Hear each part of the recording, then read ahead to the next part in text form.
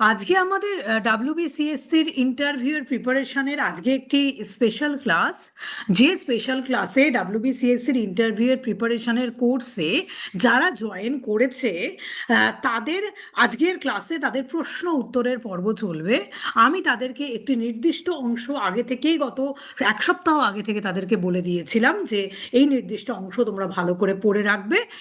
এবং এর ওপর থেকে একটু খুঁটিয়ে খুঁটিয়ে পুঙ্খানুপুঙ্খভাবে আমি এই চ্যাপ্টারের ওপর থেকে তোমাদের প্রশ্ন জিজ্ঞাসা করব, যাতে স্টুডেন্টসদের যে ভয়, কথা বলার মধ্যে যে দুর্বলতা স্টুডেন্টসদের মধ্যে আছে, সেই দুর্বলতাটা যেন তাদের ধীরে ধীরে ধীরে ধীরে কেটে যায়। এবং আশা রাখছি, ঠিক আছে, আজকের পর থেকে যে ক্লাসগুলো আমাদের ডাব্লিউবিসিএসসির ইন্টারভিউ প্রিপারেশনের কোর্সে হবে, সেই ক্লাসগুলো তোমাদের জন্য ভীষণ হেল্পফুল হবে। যারা সিএসসির ইন্টারভিউ দিচ্ছে, এসএসসির ইন্টারভিউ দিচ্ছে, তাদের জন্য তো হেল্পফুল হবে, এবং তার সাথে সাথে যারা সাবজেক্ট নলেজ বাড়াতে চাইছে বা যারা নেট সেটেরও প্রিপারেশন নিতে চাইছে, তারা যখন এইভাবে অডিও ভিডিও অন করে তারা যখন আনসার দেবে, তখন তাদের নিজেদের মধ্যে সাবজেক্টের প্রতি যে কনফিডেন্স লেভেল, সেই কনফিডেন্স লেভেল কিন্তু আরো অনেক বেশি বেড়ে যাবে। তোমরা নিজেরা কনফিডেন্ট ফিল করবে এবং তোমরা নিজেরা এটা বুঝতে পারবে। তোমাদের সকলের কাছে, আমি নেট সেটের স্টুডেন্টসদের কথা বলছি, তোমাদের সকলের কাছেই তো সব ধরনের ক্লাসেস তোমাদের কাছে অ্যাভেলেবেল, কিন্তু সত্যি সত্যি তো কতটা তোমাদের পড়া হয়েছে এবং কতটা তোমাদের পড়া হয়নি, সত্যি সত্যি কি বিষয়গুলো তোমরা ওয়াকিবহাল? এই ক্লাসগুলো যখন তুমি জয়েন করবে বা এই ক্লাসগুলোতে যখন তুমি প্রশ্ন উত্তর দেবে, তখন তোমরা এটা দেখতে পাবে, তুমি নিজে এটা বুঝতে পারবে, চেক করতে পারবে নিজেকে, যে কতটা আমি পড়েছি এবং কতটা আমি পড়িনি। এবং যখন আমি একটা টপিকের আগে দীর্ঘ 7 দিন ধরে সময় দেব, 7 দিন বা 5 দিন তুমি পড়ার জন্য, সেই টপিকটা পড়ার জন্য তুমি প্রিপেয়ার করবে নিজেকে, তোমার কিন্তু নতুনভাবে আবার নেট সেটের জন্যও যে ফুল প্রিপারেশন, সেটাও কিন্তু এই কোর্সের মধ্যে থেকেই তোমাদের হয়ে যাবে। এই জন্য এইভাবেই কিন্তু কোর্সটাকে স্ট্রাকচার করা হয়েছে। যাই হোক, এই বিষয়টা আমরা আবার পরে আসবো। আজকে যে ক্লাস আমাদের হবে, আমি স্টুডেন্টসদের এটা বলেছিলাম যে এনশিয়েন্ট গ্রিক ফিলোসফি থেকে আজকের স্টুডেন্টসদের আমি প্রশ্ন জিজ্ঞাসা করব। হ্যাঁ, আমি আজকে যে কোর্সের মধ্যে প্রায় 40 থেকে 45 জন মতো মোটামুটিভাবে স্টুডেন্টস রয়েছে, ঠিক আছে, কিন্তু অনেকে এটা ভয় পাচ্ছ, যে তারা বলতে সংকোচ করছো, ভয় পাচ্ছ, দ্বিধাগ্রস্ত হচ্ছে যে পড়া হয়নি এই বিষয়গুলো ম্যাম, ঠিক আছে। কিন্তু আজকের ক্লাসে আমি যারা হ্যান্ড রেস করবে আজকের ক্লাসে নিজের থেকে, একটা কথা আমি তোমাদের এটা বলছি, তোমরা ভুল বলো, তুমি বলতে পারো না, বলতে পারছো না, কিচ্ছু যায় আসে না, কারোর কাছে কিছু যায় আসে না। আমরা সবাই কিন্তু এই ক্লাসগুলোতে আমরা শেখার জন্যও বসেছি। তুমিও শিখবে, আমিও শিখবো, সবাই একসাথে শিখবো, জানবো, সাবজেক্টকে আরো ভালোভাবে রপ্ত করব, নিজেদের যে দুর্বলতার জায়গাগুলো, সেই দুর্বলতার জায়গাগুলো আইডেন্টিফাই করব। সুতরাং নিজের দুর্বলতার জায়গাগুলো আইডেন্টিফাই করতে গেলে নিজে কিন্তু খানিকটা সামনে আসতে হবে, ভয় পেলে কিন্তু কোনোভাবেই চলবে না। আর আমি এমন কোনো কঠিন প্রশ্ন আজকের ক্লাসে করব না যেটার আনসার তুমি করতে পারবে না। আজকের আজকের ক্লাসের সিলেবাস বেসিক্যালি কিন্তু আমাদের ছিল, আমি বলেছিলাম, এনশিয়েন্ট গ্রিক ফিলোসফি অর্থাৎ থেলস থেকে শুরু করে সোফিস্ট ফিলোসফি অবধি, হ্যাঁ, অর্থাৎ প্রোটাগোরাস, জর্জিয়াস, যে সোফিস্ট ফিলোসফি অবধি মোটামুটিভাবে তোমরা পড়ে রাখবে, এই জায়গাগুলো পড়ে রাখবে, এবং এর মধ্যে থেকে আমি একটুখানি প্রশ্ন জিজ্ঞাসা করব। তো সেই মতো আশা করছি যারা ইন্টারভিউর প্রিপারেশনের কোর্সে রয়েছো, তারা এই জায়গাটা তোমরা ক্লিয়ার করেছো, তোমরা পড়েছো ভালো মতো। আমি একটুখানি স্টুডেন্টসদেরকে এখানে হ্যান্ড রেস করতে বলছি, এখানে জুমের সিস্টেম আছে, হ্যান্ড রেস করার সিস্টেম, আমি একটু হ্যান্ড রেস করতে বলছি যে কারা আজকে দেখি সামনে এগিয়ে আসছো, হ্যাঁ, প্রশ্নের উত্তর করার জন্য। আমি তাদেরকে একটু সামনে হ্যান্ড রেস করতে বলছি, আমি একটু দেখি কারা কারা আজকে হ্যান্ড রেস করছে। Please raise your hand. কারা কারা আজকের প্রশ্নের উত্তর করতে চায়? অলরেডি দুজনের হ্যান্ড রেজ হয়েছে, মাম্পি ঘোষ, বিনতি প্রামাণিক। আচ্ছা, ভিভো যে নামে আছো সে ইয়ে করবে, সে ইয়ে করবে, নামটা চেঞ্জ করে নেবে, রিনেম করে নেবে। রিয়া চন্দ্র, টুম্পা সাউ, দোলন দোলন চ্যাটার্জি, গোপা সিনহা, প্রচুর জন, অর্পিতা বিশ্বাস, প্রচুর জন হ্যান্ড রেজ করেছে, অঞ্জু রাহা। মোটামুটি পড়া হোক, যা খুশি পড়া হোক, কিচ্ছু যায় আসে না। সোমা সরকার হ্যান্ড রেজ করেছে প্রশ্নের আনসার করার জন্য। আর সুইটি প্রধান, প্রচুর জন হ্যান্ড রেজ করেছে বলার জন্য। আচ্ছা, তারপর আর কে? নেক্সট। আমি আরো 1 মিনিট সময় দিচ্ছি। যারা হ্যান্ড রেজ করবে তাদের সকলকে আমি আজকের ক্লাসে প্রশ্ন উত্তর জিজ্ঞাসা করব। রিম্পি কোথায়? রিম্পি জয়েন করনি? হ্যাঁ ম্যাম, আছি, তবে সবটা পড়া হয়ে ওঠেনি আমার। ঠিক আছে, হ্যান্ড রেজ করো।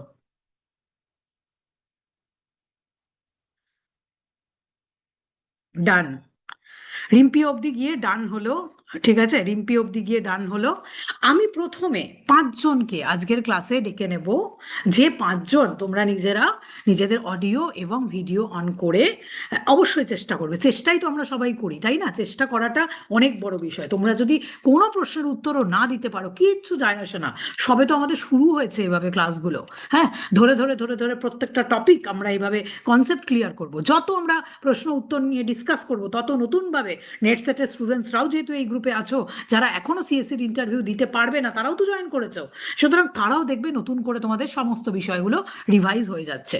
তো আমি প্রথম প্রথম আমি যাদের কল করব, আমি একটু বলে নিই। আমি যাদেরকে প্রথম পাঁচজনকে যাদেরকে আমি কল করব, তারা হচ্ছে দোলন চ্যাটার্জি, দোলন চ্যাটার্জি, বিনতি প্রামাণিক, রিয়া চন্দ্র, টুম্পা সাউ, অর্পিতা বিশ্বাস, মাম্পি ঘোষ, মাম্পি ঘোষ। অর্পিতা পরের ফেজে আসবে, মাম্পি ঘোষ।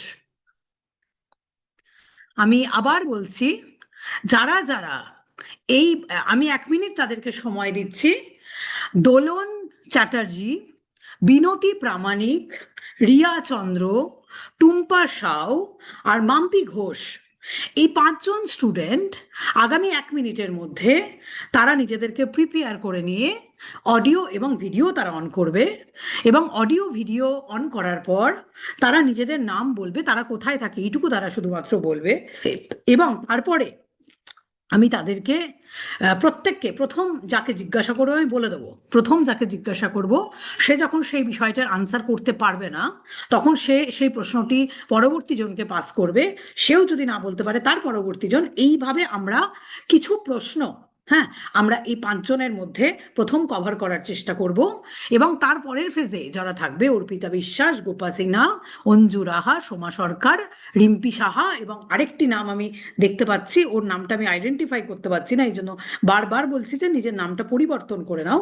আমরা তাদের কাছে আসব।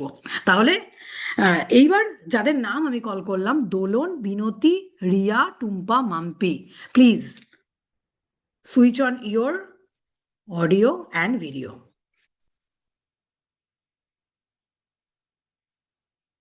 ম্যাম, সবাই মিলে একসঙ্গে ভিডিও হ্যাঁ, অডিও অন করবো? একদম একদম, সবাই একসাথে নিজের অডিও এবং ভিডিও অন করবে। প্রথমে যে তার নিজের অডিও এবং ভিডিও অন করেছে সে হচ্ছে মাম্পি। সেকেন্ড যে অডিও ভিডিও অন করেছে সে হচ্ছে টুম্পা। টুম্পার পরে যে অডিও ভিডিও অন করেছে বিনতি। ওয়েট, বিনতির পরে যে অডিও অন করেছে রিয়া চন্দ্র। রিয়া বলছি চন্দ্র, ম্যাম, না, আমি আমি যাকে যাকে এখন অবধি পেয়েছি আমি বলে দিচ্ছি। রিয়া শুধুমাত্র অডিওটা অন করে নেবে। মাম্পি আছে, টুম্পা আছে, বিনতি আছে, রিয়া আছে, আর আরেকজনের নাম করা আছে, দোলন আছে। দোলন, এক্স্যাক্টলি, দোলন। বলছি ম্যাম, একদম, ভিডিওটা অফ করবো? না, কিচ্ছু হবে না, কিচ্ছু হবে না, কোনো অসুবিধা নেই, কিছু টেনশন করো না। ঠিক আছে? আচ্ছা, আমার সামনে এখন পাঁচজন স্টুডেন্ট আছে। মাম্পি আছে, টুম্পা আছে, বিনতি আছে, রিয়া আছে এবং দোলন আছে। হ্যাঁ, আমি তোমাদেরকে নর্মাল সিম্পল কিছু প্রশ্ন ওয়েস্টার্ন ফিলোসফি থেকে, এবং আমি চেষ্টা করব যে প্লেটোর আগে অব্দি যে ওয়েস্টার্ন ফিলোসফার্সরা যারা রয়েছেন, যাদের নাম তোমরা জানতে পারো, সেই জায়গা থেকে আমি তোমাদেরকে প্রশ্ন করার চেষ্টা করব। সবাই শুধুমাত্র প্রথমে আগে তোমার নিজের নাম এবং তুমি কোথায় থাকো সেটা সবাই একটুখানি বলবে। প্রথমে আমি মাম্পির কাছে আসবো। মাম্পি, বলো। নমস্কার ম্যাম, আমি মাম্পি ঘোষ। আমি বর্তমানে থাকি কাঞ্চিপুরমে, তামিলনাড়ুর অন্তর্গত। আর আমার বাড়ি হচ্ছে পূর্ব বর্ধমান জেলার দেবীপুর নামক একটা গ্রামে। আচ্ছা, মানে তুই বর্তমানে ওখানে কেন রয়েছো? মাম্পি কাজের সূত্রে, বা তোমার হাজবেন্ডের কাজের আমার সূত্রে? হাজবেন্ড এখানে, হ্যাঁ হ্যাঁ, আমার হাজবেন্ড এখানে জব করেন, সেই সূত্রে আমি এখানে আছি। আচ্ছা, আচ্ছা, আচ্ছা, ঠিক আছে। এরপরে আমরা আসবো টুম্পার কাছে। টুম্পা, বলো। নমস্কার ম্যাম, আমার নাম নমস্কার টুম্পা সাউ। টুম্পা। হুম। আমি হাওড়া জেলার সাঁকরাইলে থাকি। হাওড়া জেলার সাকরাইলে থাকো টুম্পা, আচ্ছা। তারপরে আসবে বিনতি। বিনতি, বলো। Good afternoon ma'am. গুড আমি আফটারনুন বিনতি। পুরুলিয়া জেলার, মানে হ্যাঁ। পুরুলিয়া জেলাতেই, এখানে পুরুলিয়াতেই আমি থাকি। আচ্ছা। আর এখন আমি বর্তমানে কর্মরত অবস্থায় আছি, আচ্ছা, আর পড়াশোনার সাথেও যুক্ত আছি। মেডিকেলের সাথে কর্মরত অবস্থায় আছো নাকি, মেডিকেলে? হ্যাঁ ম্যাম। এরপরে বিনতির চেষ্টা চলছে কলেজ স্কুল সবকিছুতে, তাই তো, একসাথে? হ্যাঁ তার ম্যাম। সাথে তার সাথে বিনতির পিএইচডিও চলছে, সব একসাথে চলছে। হ্যাঁ, সবকিছু মোটামুটি মানে, হ্যাঁ, চেষ্টা করে যাচ্ছি ম্যাম। চেষ্টা করে যাচ্ছ, এবারে নিশ্চয়ই চেষ্টা হ্যাঁ। করতেই আমরা শুধুমাত্র পারি। ঠিক আছে। আচ্ছা, এরপরে আমি আসবো রিয়ার কাছে। রিয়া।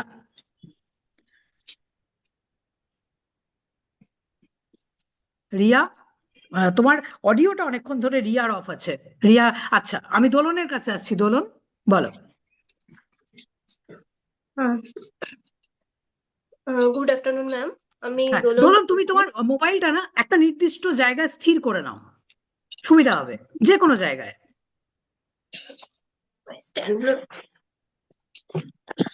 যে কোনো কিছুতে একটা হেলান দিয়ে, হ্যাঁ, একদম একদম ঠিক আছে। হ্যাঁ দোলন, বলো। বলো দোলন। হ্যাঁ, আমি বীরভূম জেলার সিউড়ি থেকে বলছি। হুম। আমি দোলন চ্যাটার্জি হুম। ম্যাম। আর আচ্ছা, ম্যাম, তুমি কোথায় থাকো দোলন? আমি বীরভূম জেলার সিউড়ি। বীরভূম জেলা সিউড়িতে থাকো, আচ্ছা, ঠিক হুম। আছে, আর কিছু বলতে হবে না। ঠিক আছে।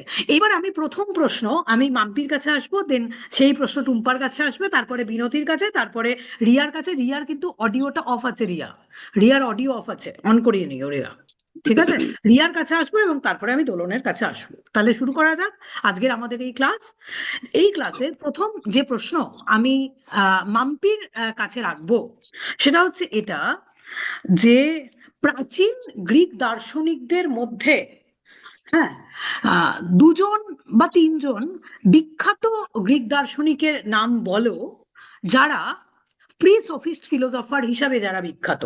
এইরকম তিনজন গ্রিক ফিলোসফারের নাম যারা প্রি সফিস্ট ফিলোসফার হিসাবে বিখ্যাত হয়ে আছেন। মাম্পি। জর্জিয়াস, প্রোটাগোরাস। যখন আমি প্রশ্ন করব, সেই প্রশ্নটা শুনবে, একটু ভেবে চিন্তে পুরো বিষয়টার আনসার করার চেষ্টা করবে। হ্যাঁ মাম্পি, আমি এটা বললাম যে প্রাচীন গ্রিক দর্শনে এমন তিনজন গ্রিক ফিলোসফারের নাম বলো, যারা প্রি সোফিস্ট ফিলোসফার হিসাবে তারা কিন্তু বিখ্যাত। Ma'am pass. পাস। আচ্ছা, মাম্পি এটা পাস করেছে, মাম্পি এর উত্তরটা দিতে পারবে না। আমি টুম্পার কাছে আসবো। টুম্পা, বাকিরা নিজের একটু অডিওটা অফ করে নাও, বিভিন্ন জনের পাশের থেকে ব্যাকগ্রাউন্ড সাউন্ড আসছে তো। আমি এরপরে মাম্পির কাছে টুম্পার কাছে আসবো। টুম্পা। হ্যাঁ ম্যাম। ম্যাম, হ্যাঁ। থেলস, হ্যাঁ। অ্যানাক্সিমেন্ডার, হ্যাঁ। অ্যাক্টিমেনিস, এটা আয়তাকার অধিবাসী।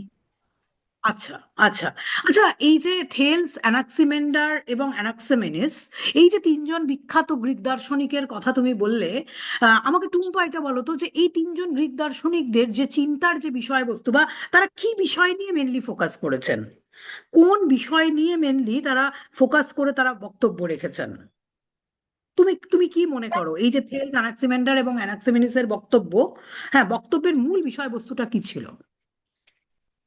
ম্যাম, এদের মূল মানে বিষয়বস্তু ছিল যে এরা জগতের উৎপত্তি কিভাবে হয়েছে সেটার ব্যাখ্যা করেছেন।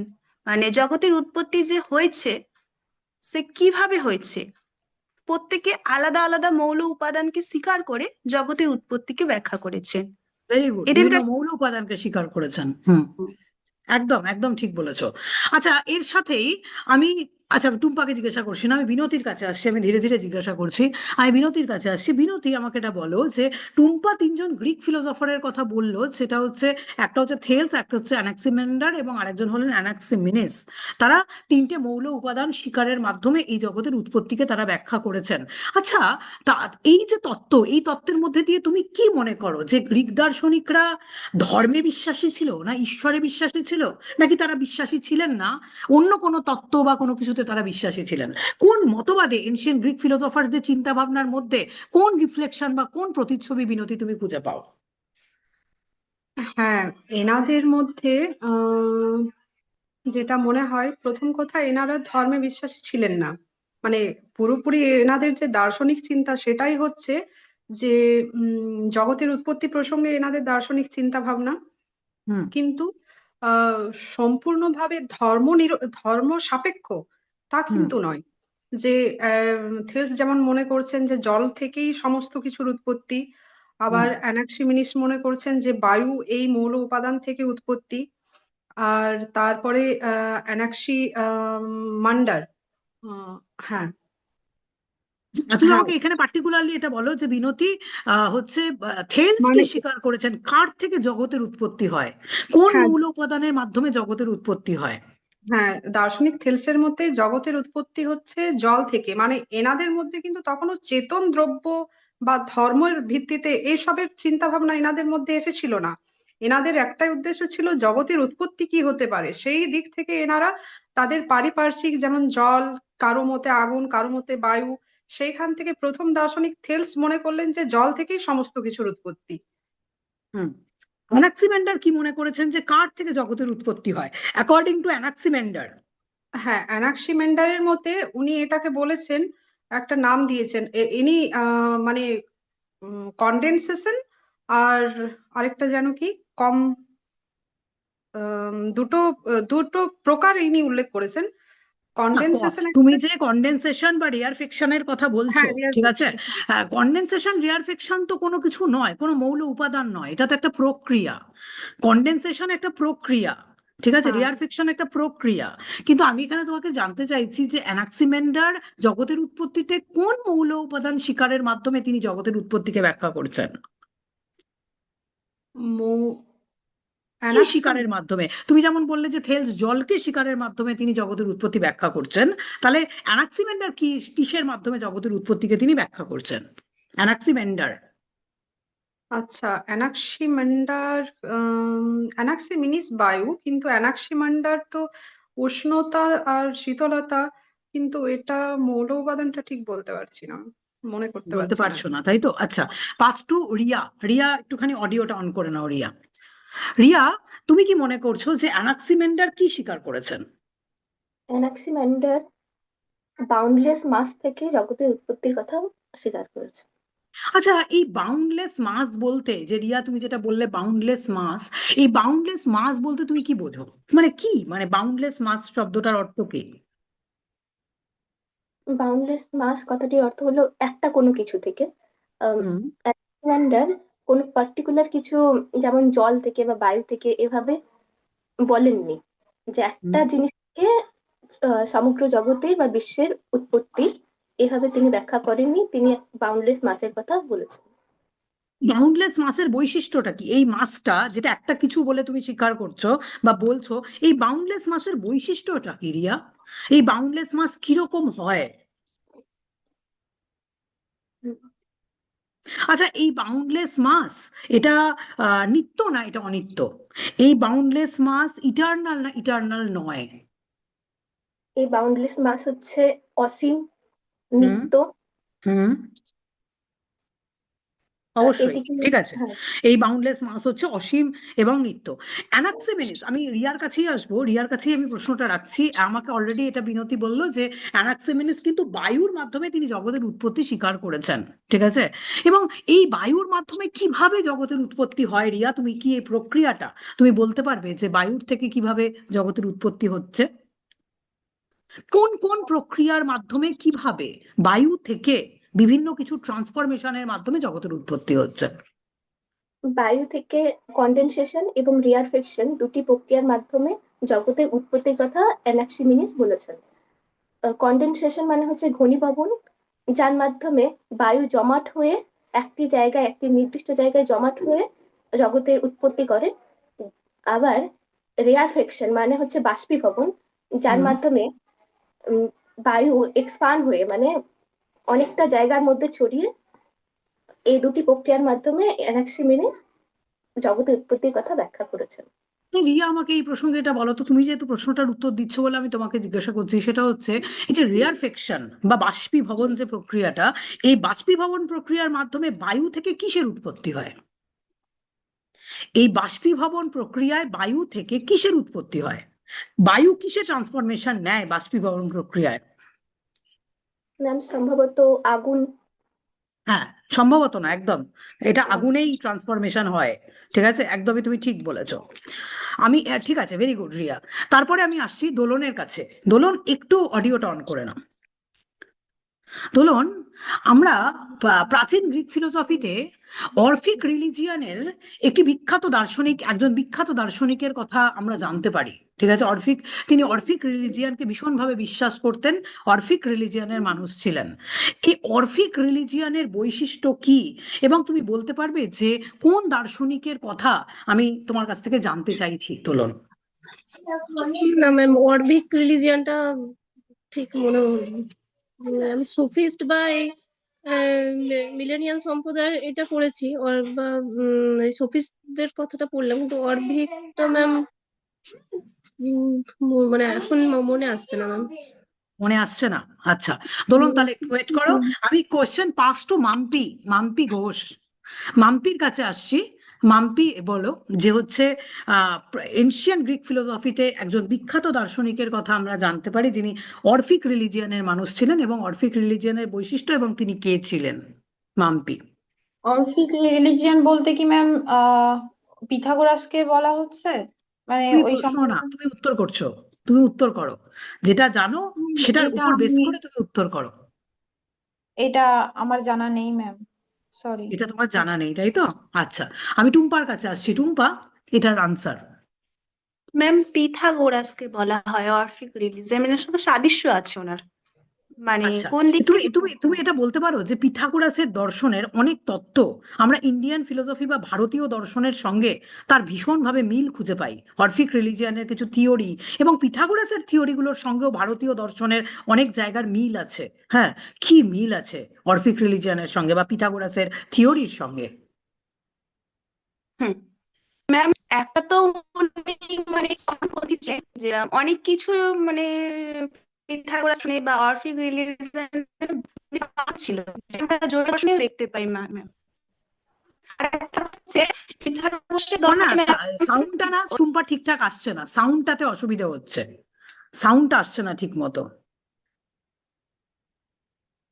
হ্যাঁ ম্যাম, শুনতে পাচ্ছেন? হ্যাঁ, এবার শুনতে পাচ্ছি, তুমি বলো।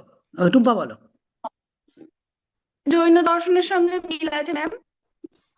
আর একটা থেকে মানে পিথাগোরাস মানে মানে দেহান্তর মানে না না, কথাগুলো টুম্পা ক্লিয়ার আসছে না, তুমি অডিওটা অফ করো তো।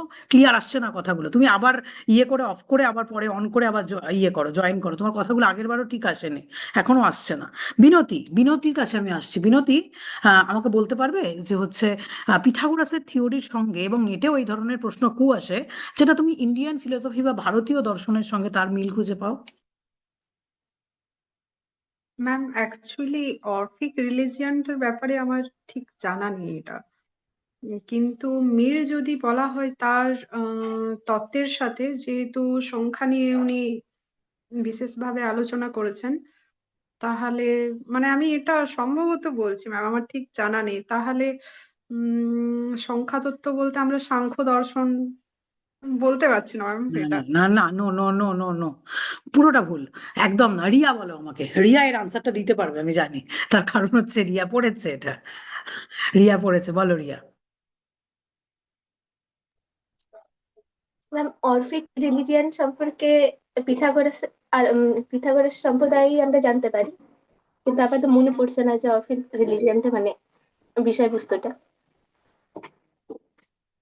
আচ্ছা, কে বলেছেন তার দর্শনে যে সোল ইজ ইমমর্টাল? কে বলেছেন তার দর্শনে যে সোল ইজ ইমমর্টাল? আমি আমি এই ক্লাসের মধ্যে যেহেতু দুজনকে এখন আমি দেখতে পাচ্ছি না কোনো কারণে, তারা লেফট আছে, আমি দুজনকে এই ক্লাসে একটু জয়েন করে নিতে বলছি। একটা হচ্ছে রিম্পি সাহা এবং আরেকজন হলেন অর্পিতা অর্পিতা অর্পিতা বিশ্বাস। রিম্পি সাহা, অর্পিতা বিশ্বাস, হ্যাঁ ম্যাম একটু আছে। জয়েন করে নিতে বলছি। তোমরা 1 মিনিটের মধ্যে জয়েন করো দুজনেই। আর রিয়া, ম্যাম ভিডিওটা কে অন করব? হ্যাঁ, ভিডিও অন করো, অবশ্যই ভিডিও অন করবে।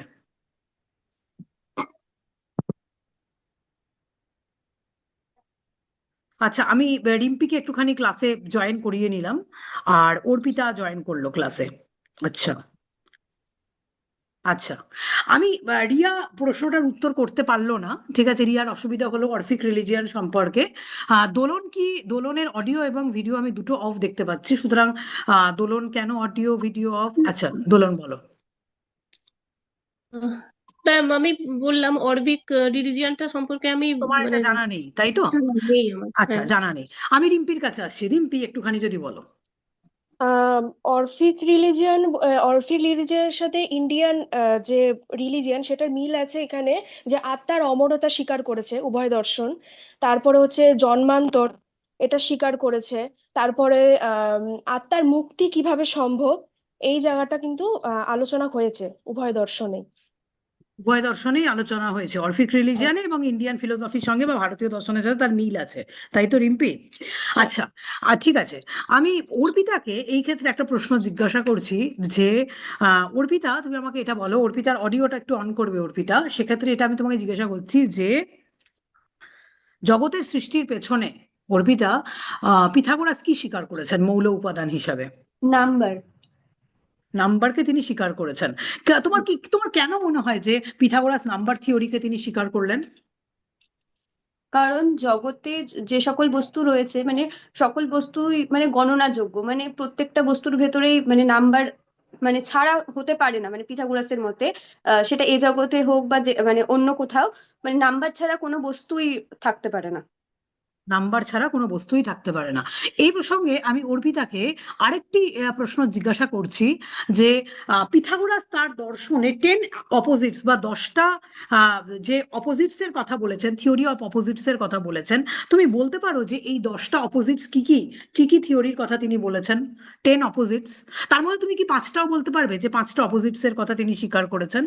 টোটাল 10টা অপোজিটস এর কথা স্বীকার করেছেন, সেটা নেট সেটেও প্রশ্ন আসে, 10টা অপোজিটস এর মধ্যে কোনটা নয়। তার মধ্যে কি তুমি 5টা অপোজিটস এর কথাও তুমি বলতে পারবে?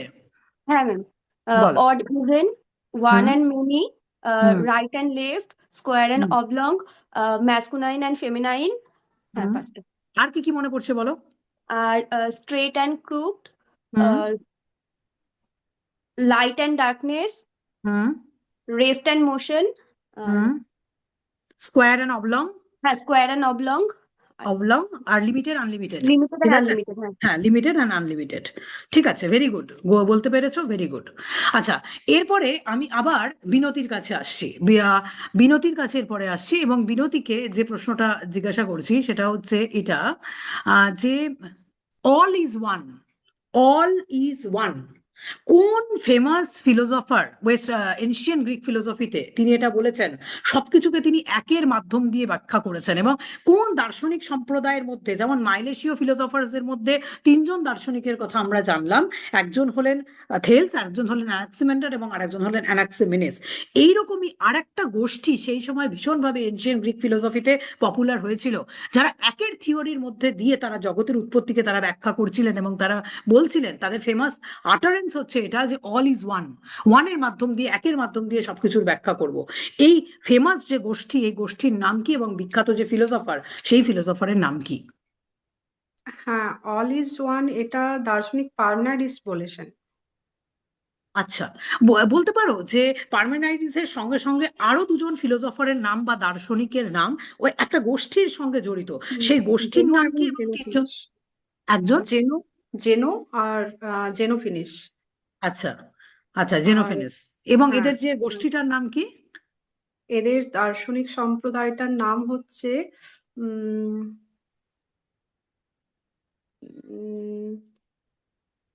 মিলেটাস। মিলেটাস নয়। এদের দার্শনিকের নাম হচ্ছে তোমার হচ্ছে ইলিয়াটিক ফিলোসফার্স, দে হ্যাঁ আর ইলিয়াটিক, ইলিয়াটিক হ্যাঁ ফিলোসফার্স, হ্যাঁ ইলিয়াটিক দেখবেন আমার একটু ফিলোসফার্স বলা দেখা হয়। হয়। Eleatic philosophers. আচ্ছা, এরপরে আমি রিয়ার কাছে আসছি। হ্যাঁ, এরপরে আমি রিয়ার কাছে আসছি। রিয়াকে আমি এটা প্রশ্ন করব যে এনশিয়েন্ট গ্রিক ফিলোসফার্সদের মধ্যে রিয়া কে বলেছেন যে flask alone is Real? The flask alone is Real, এখানে ফ্লাস্ক শব্দটার অর্থ কি? FLUX, ফ্লাস্ক শব্দটার অর্থ কি এখানে কে বলেছেন? এখানে হেরাক্লিটাস বলেছেন, আচ্ছা দার্শনিক হেরাক্লিটাস। আচ্ছা, ফ্লাক্স দার্শনিক হচ্ছে হেরাক্লিটাস সম্পর্কে তুমি কি বলতে পারবে রিয়া? কিছু ইনফরমেশন দার্শনিক হেরাক্লিটাস সম্পর্কে। তিনি কি ইলিয়াটিক ফিলোসফার ছিলেন, নাকি তিনি আদার্স সম্প্রদায়ের ছিলেন, এবং তার সম্পর্কে দু চারটে তথ্য যে তিনি জগতের উৎপত্তির ব্যাপারে কি স্বীকার করেছেন রিয়া? তিনি জগতের উৎপত্তি সম্পর্কে আগুনের কথা বলেছেন, হুম ফায়ার। হুম তিনি পরিবর্তনকেই জগতের বলেছেন যে পরিবর্তনের মাধ্যমে জগৎ পরিচালিত হয়। হুম পরিবর্তনের মাধ্যমে জগৎ পরিচালিত হয়, ঠিক। এবং এই প্রসঙ্গে রিয়ার কাছে আমি প্রশ্নটা রাখছি যে পরিবর্তনের মাধ্যমেই যে জগৎ পরিচালিত হয়, যেটা হেরাক্লিটাস বলছেন, হ্যাঁ, কোন দার্শনিকের থিওরিকে অপোজ করে বা বিরোধিতা করে তিনি এটা বলছেন যে পরিবর্তনই জগতের একমাত্র সত্য?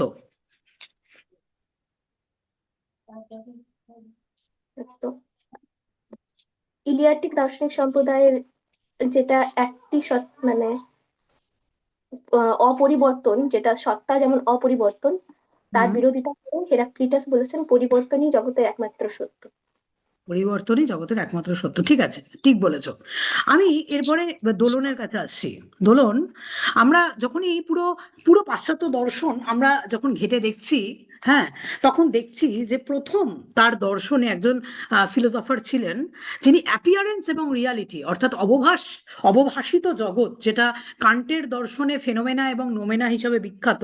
ফেনোমেনাল ওয়ার্ল্ড মানে হচ্ছে অবভাসিত জগৎ, এবং নোমেনাল ওয়ার্ল্ড মানে হচ্ছে তোমার সত্তার যে জগৎ, ঠিক আছে। প্রথম তার দর্শনে এই ধরনের মতবাদের একটা প্রতিচ্ছবি আমরা দেখতে পাই একজন এনশিয়েন্ট গ্রিক ফিলোসফারের দর্শনে, এবং তখন থেকেই আমরা এটা বলতে পারি যে তখন থেকেই শুরু হলো ট্র্যাডিশনটা, এই ধরনের একটা চিন্তা ভাবনা যে অ্যাপিয়ারেন্স অ্যান্ড রিয়ালিটির মধ্যে difference, what is called appearance, what is called reality. এবং সেই ক্ষেত্রে হ্যাঁ, কোন দার্শনিকের দর্শনে আমরা এই ধরনের চিন্তার প্রতিচ্ছবি আমরা দেখতে পাই? ম্যাম, এই যে প্রথম অবভাস আর রিয়েলিটি, এই দুটোর যে আসল প্রথম চিন্তাটা আমরা প্রথম মানে পারমিনারিসের চিন্তাধারায় আমরা প্রথম দেখতে পাই।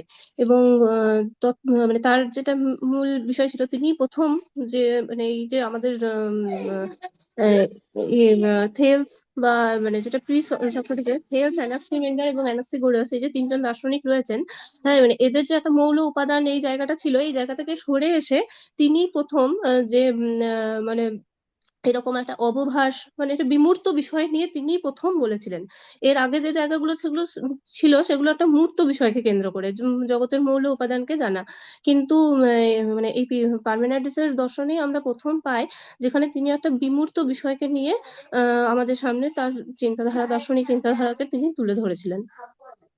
পারমেনাইটিস তার দর্শনে এই যে অবভাসিত জগৎ এবং রিয়ালিটির কথা তিনি বলছেন, অবভাস এবং রিয়ালিটি বলতে তুমি কি বোঝো, বা পারমেনাইটিস কি বলতে চাইছেন? অবভাসিত জগৎ কাকে বলে, রিয়ালিটি কি? রিয়েলিটি হলো যে যেমন যেমন মনুষ্যত্ব, মনুষ্যত্বের এখানে মনুষ্যত্বটা হচ্ছে রিয়েলিটি।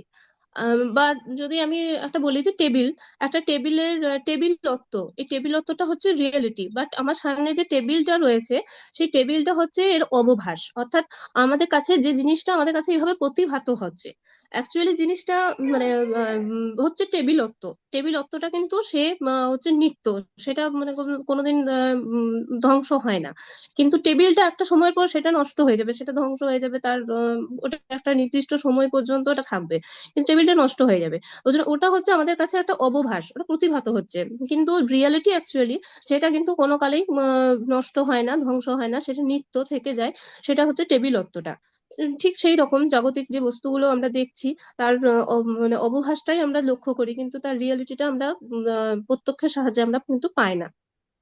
প্রত্যক্ষের সাহায্যে আমরা পাই না, তাই তো? আচ্ছা, ঠিক আছে। ঠিক আছে, ঠিক বলেছো। এই ক্ষেত্রে আমি দোলনকেই আরেকটা প্রশ্ন আমি এখানে জিজ্ঞাসা করব, সেটা হচ্ছে এটা দোলন, তার মানে কোন দার্শনিকের মতে, হ্যাঁ, reality is one, reality is eternal, and reality indescribable অর্থাৎ indestructible, reality is indestructible, reality is one, reality is eternal, তাহলে কোন দার্শনিক, হ্যাঁ, এক রিয়ালিটিকে, হ্যাঁ, মানে তিনি বলেছেন এটা ইটার্নাল এবং এটা ডিস্ট্রাকশন বা উৎপত্তি ধ্বংস কোনো কিছুই হয় না, তাহলে কোন দার্শনিক এটা বললেন তাহলে দোলন? পার্মেনাইডিস। হ্যাঁ, পার্মেনাইডিসই বলেছেন যে রিয়ালিটি ইজ ওয়ান। আচ্ছা, এরপরে আমি, ঠিক আছে দোলন, আমি এরপরে রিম্পির কাছে আসব। রিম্পি, মেমোরেবলিয়া গ্রন্থের রাইটার কে? মানে এটা মনে পড়ছে না এই মুহূর্তে। হ্যাঁ? মেমোরেবলিয়া। মেমোরেবলিয়া গ্রন্থের রাইটার কে? প্রচুর বার নেটে এই প্রশ্ন আসে। ম্যাম জেনো। জেনো নয়। এটা মনে পড়ছে না। আচ্ছা, মনে পড়ছে না। আমি রিম্পিকে এর পরের প্রশ্নটা এটা জিজ্ঞাসা করি, সেটা হচ্ছে রিম্পি আমাকে তুমি এটা বলো যে হেরাক্লিটাস এটা বলেছেন যে আগুন থেকে জগতের উৎপত্তি হচ্ছে, কিভাবে আগুন জগতের উৎপত্তি ঘটায়? উনি তো বলেছেন যে সবকিছু পরিবর্তনশীল এবং এই হুম ধর্মটা আগুনের মধ্যে রয়েছে। হুম তো আহ, জগতের সমস্ত কিছু এই আগুন থেকে উৎপত্তি হয়েছে। আগুন যখন ধীরে ধীরে ঠান্ডা হতে শুরু করলো, ঠান্ডা হয়ে জমাট বেঁধেই সেখান থেকে হচ্ছে এই পৃথিবী, এই সলিড বস্তুগুলো এইভাবে তৈরি হয়েছে। হুম এটাই উনি বলেছেন। হুম আর যখন এটা তো সলিড বস্তু তৈরি হলো, আর একটা হ্যাঁ, রিয়ারফেকশন প্রক্রিয়া আছে। হুম হ্যাঁ, আর হচ্ছে যখন হচ্ছে আগুনটা মানে হাওয়ার মাধ্যমে বাষ্পীভূত হয়ে যাচ্ছে, তো মানে রেয়ারফেকশনের মাধ্যমে তখন সেখান থেকে হচ্ছে আহ বায়ু তৈরি হচ্ছে। আচ্ছা, মানে যেটা হালকা পদার্থ সেটা তুমি হ্যাঁ, বলতে হ্যাঁ, চাইছো, হ্যাঁ, হ্যাঁ। সেটা তৈরি হচ্ছে রেয়ারফেকশনের মাধ্যমে। আচ্ছা, ঠিক আছে, ঠিক আছে। রিম্পির পরে আমি অর্পিতার কাছে আসব। অর্পিতা, তুমি আমাকে এমপিডক্লিসের দর্শন সম্পর্কে তুমি যদি দু চার কথা বলো, যে এমপিডক্লিস কে ছিলেন, এমপিডক্লিসের দর্শনের মূল বক্তব্য কি? হ্যাঁ, এমপিডোক্লিসকে হচ্ছে একলিকটিক ফিলোসোফার বলা হয়, কারণ কেন তিনি এক্লিকটিক শব্দের অর্থ কি? অনেকেই এখানে এক্লিকটিক শব্দের অর্থ জানে না, তুমি যদি একটু তাদেরকে বোঝাও যে এক্লেকটিক শব্দের অর্থ কি। হ্যাঁ, একলিকটিক বলতে বোঝায় যে যিনি তার যে মানে পূর্বসূরি যারা রয়েছেন তাদের যে মত সেটাকে মানে গ্রহণ করে মানে একত্রিত করে তারপরে নিজের মত দিচ্ছে, মানে তার নিজের মতের মধ্যে তেমন নতুনত্ব কিছু নেই, তার পূর্বসূরি যাদের মত তাদের মতকে একত্রিত করে তারপরে নিজের মত যারা দেয় যে সমস্ত দার্শনিক তাদেরকে একলিকটিক ফিলোসোফার বলা হয়। আচ্ছা অর্পিতা, এই প্রসঙ্গে তুমি এটা বলো যে এমপিডক্লিসের দর্শনে জগতের উৎপত্তির প্রসঙ্গে প্রসঙ্গে তিনি কিভাবে তার পূর্ববর্তী দার্শনিকদের সঙ্গে সমন্বয় সাধন করে নিজের মতটা তিনি পেশ করলেন, কি মত তিনি দিলেন জগতের উৎপত্তি সম্পর্কে, যে জন্য তাকে ইক্লেকটিক ফিলোসফার বলা হয়? এমপিডোক্লিসের আগে যেমন থেলস হচ্ছে ওয়াটার শিকার করেছে, তারপরে অ্যানাক্সিমিনিস হচ্ছে এয়ার শিকার করেছিলেন, আর হেরাক্লিটাস ফায়ার শিকার করেছিলেন। তো এমপিডোক্লিস এই যে তার যে প্রিডিসেসার্স মানে তার যে পূর্ববর্তী দার্শনিক তাদের এই যে তিনটে মানে এয়ার, ওয়াটার আর ফায়ার এই তিনটেকে গ্রহণ করে তার সঙ্গে আর্থের কথা বলে মানে তিনি জগতের যে ফান্ডামেন্টাল স্টাফ এটা মানে কিভাবে মানে ইউনিভার্সটা তৈরি হচ্ছে তার সাথে হচ্ছে মানে আর্থের কথা যুক্ত করে এটাকে সমন্বয় করে তিনি বলেছেন যে জগৎ হচ্ছে এই ওয়াটার ফায়ার এয়ার অ্যান্ড হচ্ছে আর্থের দ্বারা তৈরি হচ্ছে ইউনিভার্সটা। ঠিক, একদমই ঠিক বলেছ, একদমই ঠিক আছে অর্পিতা। আমি অর্পিতার পরে আমার মাম্পির কাছে ব্যাক করব। ঠিক আছে, মাম্পি আছে, মাম্পির কাছে ব্যাক করব। মাম্পি, আমাকে তুমি এটা বলবে যে নস, NOUS, নস একটা শব্দ, যেখানে জগতের উৎপত্তির বিষয়ে একজন বিখ্যাত ফিলোসফার তিনি নসের কথা বলেছেন, NOUS। কোন বিখ্যাত ফিলোসফারের দর্শনে আমরা জগতের উৎপত্তির বিষয়ে আমরা নসের কথা জানতে পারি মাম্পি? অ্যানাক্সাগোরাস ম্যাম। অ্যানাক্সাগোরাসের দর্শনে আমরা জানতে পারি। আচ্ছা, অ্যানাক্সাগোরাস দর্শন সম্পর্কে মাম্পি তুমি যদি একটু দু চার কথা আমাদের বলো। অ্যানাক্সাগোরাস এই নাউসকে স্বীকার করেছেন, যার অর্থ হচ্ছে ইন্টেলিজেন্স কে বলা হয়। আর অ্যাক্টিভ ফোর্সের কথা তিনি বলেছিলেন। আম, আর ইনি হচ্ছেন মানে এম্পিডোক্লেস আর অ্যানাক্সাগোরাস হচ্ছেন কোয়ালিটেটিভ অ্যাটমের কথা মানে পরমাণুর কথা বলেছেন। কোয়ালিটেটিভ, কোয়ান্টিটেটিভ তো ডেমোক্রিটাসরাও বলেছেন, কিন্তু এই অ্যানাক্সাগোরাস হচ্ছে বলেছেন কোয়ালিটেটিভ এর কথা। তাই কি? মানে এরকম অ্যাটমিজমের থিওরি মাম্পি এম্পিডক্লিস স্বীকার করেছেন তার দর্শনে, অ্যানাক্সিগোরাস স্বীকার করেছেন তার দর্শনে অ্যাটমিজমের থিওরি?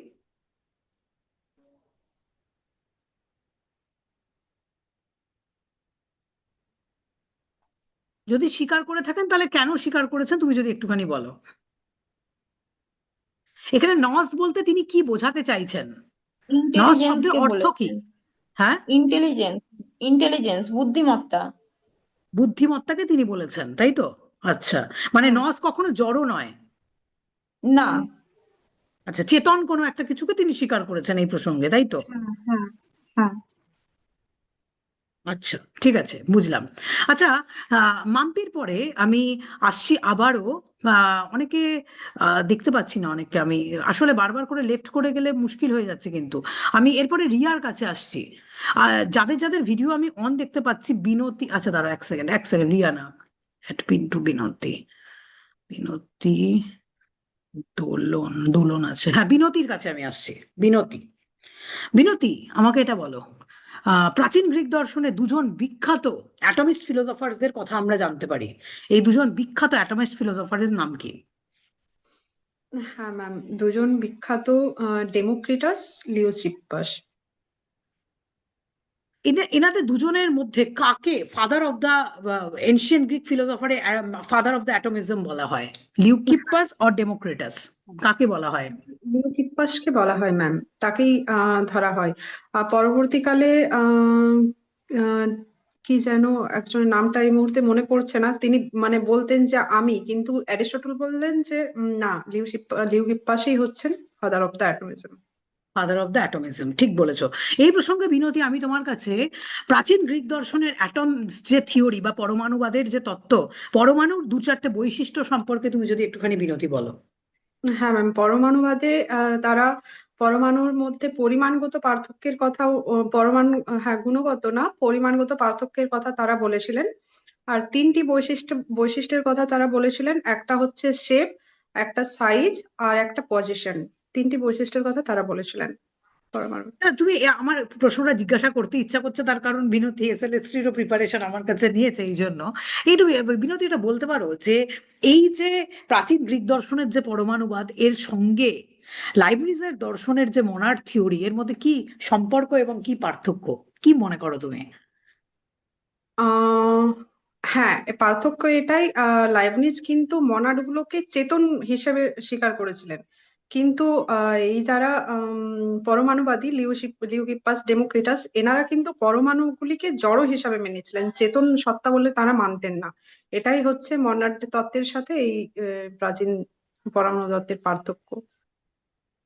এই প্রসঙ্গে আমি তোমাকে জিজ্ঞাসা করছি, এটা তুমি বলো যে এই মনাড গুলো কিভাবে, হ্যাঁ, এই জগতের সৃষ্টি করে, এর পেছনে কিভাবে ঈশ্বরের অবদান রয়েছে?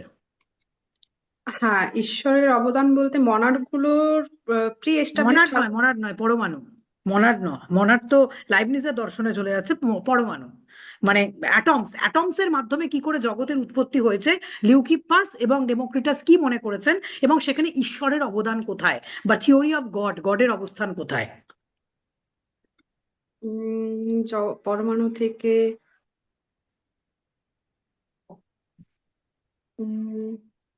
এই মুহূর্তে মনে পড়ছে না ম্যাম ঈশ্বরের মনে অবদানটা। পড়ছে না, তাই তো? আচ্ছা, ঠিক আছে বিনতি, টুম্পার কাছে আসবো। টুম্পা, টুম্পা সাউ, টুম্পা, আচ্ছা টুম্পা,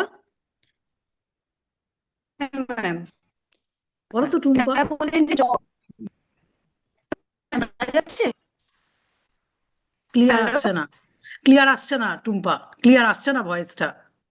আচ্ছা, তোমার কাছে আমি পরে আবার আসছি। টুম্পা, তুমি তোমার অডিও ভিডিওটা অফ করে দাও তো, টুম্পার কাছে পরে আসছি, ওর একটু অসুবিধা হচ্ছে।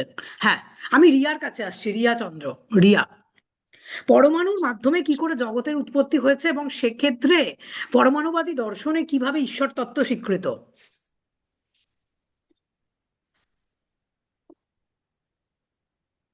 পরমাণুগুলো তো জড়, হুম তার মাধ্যমে উৎপত্তি স্বীকার করা যায় না। প্রথম যে পুষটা দেওয়া হয় সেটা ঈশ্বর থেকে দেওয়া হয় পরমাণুদের মধ্যে, এরকম একটা রয়েছে দেখো, ইন্টারভিউ বোর্ডে কিন্তু তোমাকে পাজেল করবেন টিচাররা, এটা মাথায় রাখবে। এবং আমিও তোমাকে পাজেল করব কিন্তু বিভিন্ন প্রশ্নে, ঠিক আছে? পাজেল করব। আমি ভুল উত্তর দিতে পারি অনেক ক্ষেত্রে, ঠিক আছে? আমি অনেক ভুল কথাও বলতে পারি অনেক ক্ষেত্রে, সেটা তোমার আমাকে রেকটিফাই করে দিতে হবে, রিয়া। এটাও একটা বৈশিষ্ট্য, জানো তো? ইন্টারভিউ তো তোমাকে পাজেল করা হচ্ছে প্রশ্নে, ঠিক আছে? কিন্তু তোমাকে ঠিকটা জেনে ঠিকটা ওখানে রিপ্রেজেন্ট করতে হবে। ভুল উত্তর হলো, আমি দোলনের কাছে আসবো। দোলন, বলো এটা, যে হচ্ছে পরমাণুবাদী দর্শনে পরমাণুবাদীরা কি করে পরমাণুর মাধ্যমে জগতের উৎপত্তিকে তারা স্বীকার করছেন। ম্যাম আমি একটু বলার চেষ্টা করছি, আমি জানি না ঠিক হবে কিনা। বলো বলো বলো বলো বলো। ম্যাম মানে আমি যেটুকু পড়েছি, মানে খুব অল্প সময়ের মধ্যে এতগুলো দেখতে হয়েছে, তো ম্যাম সবগুলো মাথায় থাকছে না। তো যাই হোক, আমার যেটুকু মনে পড়ছে যে পরমাণু গুলো তাদের মানে এই ডেমোক্রিটাস এবং লিউকিপাসের মতে পরমাণু গুলো তাদের নিজস্ব বৈশিষ্ট্য বা নিজস্ব আহ গুণ অনুসারেই তারা একত্রে মিলিত হয়েছে, কিন্তু তাদের মধ্যে যে মানে গতি বা তাদের মধ্যে মানে যে শক্তিতে তারা কোনো পদার্থ সৃষ্টি করবে, গতি সৃষ্টি করবে, সেক্ষেত্রে তো আহ, ঈশ্বরের ভূমিকা স্বীকার করেছে। ম্যাম আমার একটু কনফিউজ আছে, একটু মানে ভালো করে এই জায়গাটা ক্লিয়ার মনে এটা পড়ছে না এটা এখন আর কি। এটা এটা এটা সঠিক উত্তর রিম্পি এখন বসে এক ম্যাম মিনিটে দেবে। ম্যাম রিম্পি আমি পড়ে রেখেছে। চেষ্টা হ্যাঁ করবো ম্যাম। একটু। বিনতি, বলতে চাইছো এটার আনসার? হ্যাঁ মানে একটু মনে পড়ছে, মনে হচ্ছে যে এটা হতে পারে। তারা কিন্তু ভারের কথাও বলেছিলেন, যে পরমাণুগুলোর মধ্যে একটা ভার আছে, মানে ওরা ভাসমান। কিছু কিছু যেগুলো ভার সেগুলো নিচের দিকে এসে আমাদের এই মাটি এসব সৃষ্টি হয়েছে, কিছুগুলো ওপরে ভাসমান, সেইগুলোর থেকে আমাদের আকাশপুঞ্জ এসব সৃষ্টি হয়েছে। এরকম ভাবে কিছু একটা ব্যাখ্যা ওনারা দিয়েছেন। আমার মনে হয় ঈশ্বরের উম, নেই এখানে। আচ্ছা ঠিক আছে, দেখা যাক। আমি একটু রিম্পির কাছে আসি, ঠিক আছে? রিম্পি ম্যাম উত্তরটা করবে এবার। সঠিক ম্যাম সঠিক এই উত্তর জায়গাটা আমি রিম্পির কাছে এক্সপেক্ট করছি। সঠিক উত্তর রিম্পি দেবে এখানে। ম্যাম পড়া হয়নি এই জায়গাটা আমার, মানে এতদূর আমি পরমাণু, আসতেই পারিনি। রিম্পি এত পড়াশোনা করে তুমি আমাকে এটা বলছো যে হচ্ছে পরমাণুবাদীরা, হ্যাঁ, ঈশ্বর কোনোদিন স্বীকার করেন? মানে গ্রিক পরমাণুবাদে সত্যি সত্যি কোনোদিন ঈশ্বর স্বীকৃত হয়? ঈশ্বর তারা মানেন? ম্যাম না ম্যাম, এই না, জায়গায় গন্ডগোল ঈশ্বরের হচ্ছে। ঈশ্বরের ভূমিকা দ্বারা স্বীকার করেনি, মানে আহ মানে ওগুলো নিজেরাই, মানে আচ্ছা, নিজের এই প্রসঙ্গে আমি নাই কি বলে। রিম্পির কাছেই আসছি। এই প্রসঙ্গটা যেহেতু প্রশ্নটা ওর কাছে রেখেছে, আমি আসছি। রিম্পি আমাকে বলো, বৈশেষিক পরমাণুবাদের সঙ্গে গ্রিক পরমাণুবাদের ঠিক পার্থক্যটা কোন জায়গায়? বৈশেষিক পরমাণুবাদ, চিন্তা করবে 30 সেকেন্ড, আমি সময় দিচ্ছি, দাঁড়াও। আমি ততক্ষণ ল্যাপটপে একটু চার্জ দিই, সময় দিচ্ছি। চিন্তা করে উত্তর দেবে, গ্রিক পরমাণুবাদের সঙ্গে আমাদের বৈশেষিক পরমাণুবাদের পার্থক্য কোন জায়গায়। 30 মিনিট চিন্তা করে উত্তর দাও। 1 সেকেন্ড ওয়েট করো, ভাবতে থাকো, আমি জিজ্ঞাসা করব।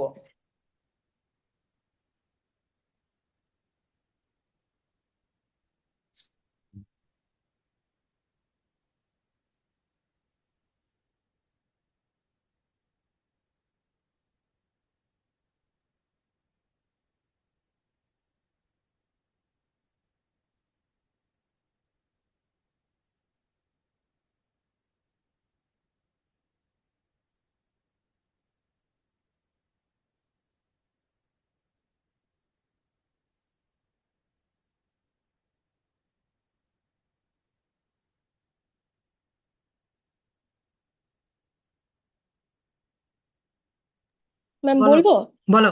আহ বৈশেষিকরা পরমাণুর মধ্যে গুণগত পরিমাণগত এই দুটি স্বীকার করেছে, কিন্তু গ্রিক দার্শনিকরা শুধুমাত্র পরিমাণগত পার্থক্য স্বীকার করেছে। আচ্ছা, আর বৈশেষিকরা যেখানে বলেছেন যে মানে পরমাণুগুলো নিজে নিজে ক্রিয়া করতে পারে না, ওগুলো নিষ্ক্রিয়, ওটার মধ্যে প্রথম মানে পাওয়ারটা, শক্তিটা সঞ্চার করে হচ্ছে অদৃশ্য নামক শক্তি, যেটা ঈশ্বর প্রদত্ত। কিন্তু গ্রিক দার্শনিকরা বলেছেন যে পরমাণুগুলো নিজে নিজেই ক্রিয়া করে তারা বিভিন্ন মানে ভিন্ন ভিন্ন পরিমাণের দ্বারা মানে সংযুক্ত হয়ে হয়ে বিভিন্ন জগতের জিনিসগুলো সৃষ্টি হয়েছে। এটাই বলেছে, মানে এটাই মনে আছে আর হ্যাঁ, কি। একদম তুমি ঠিকই বললে কথাটা। সুতরাং এটার বক্তব্যটা হচ্ছে এটা যে গ্রিক পরমাণুবাদে কোনোদিন ঈশ্বরকে স্বীকার করা হয় না। গ্রিক পরমাণুবাদে যান্ত্রিকতাবাদ স্বীকৃত বা মেকানিজম হ্যাঁ থিওরি হ্যাঁ হ্যাঁ স্বীকৃত। মেকানিক্যাল ওয়েতে যান্ত্রিক ভাবে পরমাণুগুলো একে অপরের সঙ্গে মিলিত হয়, পরমাণুগুলো একে অপরের সাথে মিলিত হয়, একে অপরের সাথে বিচ্ছেদ হয়, এর মাধ্যমে জগতের উৎপত্তি হয়, জগতের বিনাশ হয়। এখানে মাঝখানে কোনো রকম কোনো ঈশ্বর তত্ত্ব বা ধর্মীয় কোনো বিষয় তাকে স্বীকার করার এক্ষেত্রে কোনো ধরনের কোনো প্রয়োজনীয়তা কিন্তু প্রাচীন গ্রিক দর্শনে লিউকিপাস এবং তোমার ডেমোক্রিটাস কেউ কিন্তু তাদের দর্শনে স্বীকার করেননি। গ্রিক হুম পরমাণুবাদে যান্ত্রিকতা স্বীকৃত, মেকানিজম যে থিওরি সেটা স্বীকৃত, কিন্তু সেখানে কিন্তু ওইটা স্বীকৃত নয়, ঈশ্বর স্বীকৃত নয়। কিন্তু গ্রিক পরমাণুবাদে কিন্তু, সরি, বৈশেষিক পরমাণুবাদে কিন্তু ঈশ্বর স্বীকৃত, এজেন্ট হিসাবে ঈশ্বর কিন্তু সেখানে স্বীকৃত। ঠিক আছে, এরপরে আমি, আর ম্যাম, হ্যাঁ হ্যাঁ বলো। ওই যে মেমোরিবলিয়া যে গ্রন্থটার কথা বললেন ওর নামটা জেনোফোন হবে। হ্যাঁ, জেনোফোন হবে, হ্যাঁ হ্যাঁ মনে এক্স্যাক্টলি, পড়ে। এক্স্যাক্টলি তাই, জেনোফোন হবে। আচ্ছা, এরপরে আমি অর্পিতার কাছে আসছি। অর্পিতা, তুমি আমাকে একটা বেসিক প্রশ্নের উত্তর দিতে পারবে? প্রাচীন গ্রিক দর্শনকে আমরা যদি টোটাল 3টে ফেজে ভাগ করি তাদের চিন্তা ভাবনার দিক থেকে, এই 3টে ফেজ কি কি হওয়া উচিত বলে তুমি মনে করো? তাদের চিন্তা ভাবনার যে পার্সপেক্টিভ, সেই দিক থেকে আমরা যদি প্রাচীন গ্রিক দর্শনকে 3টে ফেজে ভাগ করি, সেই 3টে ফেজ কেমন?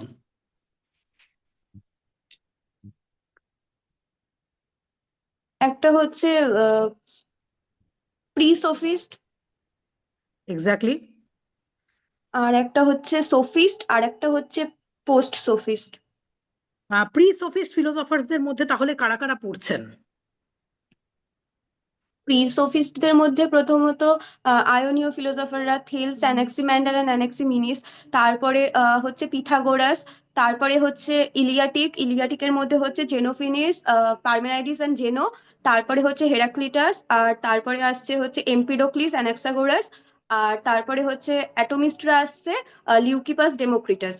Very good, very good. এতজন আমরা প্রি সোফিস্ট ফিলোসফারদের আমরা হ্যাঁ। দেখতে পাই, তাই তো? হুম। এরপরে আমরা আসছি তারপরে সোফিস্ট ফিলোসফারদের সোফিস্ট। সম্পর্কে। হ্যাঁ, সোফিস্ট শব্দের অর্থ কি অর্পিতা? সোফিস্ট শব্দের অর্থ? সোফিস্ট শব্দটা এসেছে সোফিয়া থেকে। সোফিয়া শব্দের অর্থ হচ্ছে উইজডম। আর সোফিস্ট মানে যারা, তাদেরকে ওয়াইজ ম্যান বলা হতো। আচ্ছা, তাদেরকে ওয়াইজ ম্যান বলা হতো। আহ, মানে হোয়াট সেন্স, মানে কোন সেন্সে তাদেরকে তোমার ওয়াইজ ম্যান বলা হতো? কি তারা নিজেরা মনে করতেন? মানে তারা নিজেদেরকে, কি বলবো, মানে তাদের যে বাগ্মিতা, মানে এই সমস্ত কারণে তাদের মানে ওয়াইজ ম্যান যেই সেন্সে নর্মালি ভাবা হয় সেরকম, মানে শিক্ষিত সেই অর্থে নয়।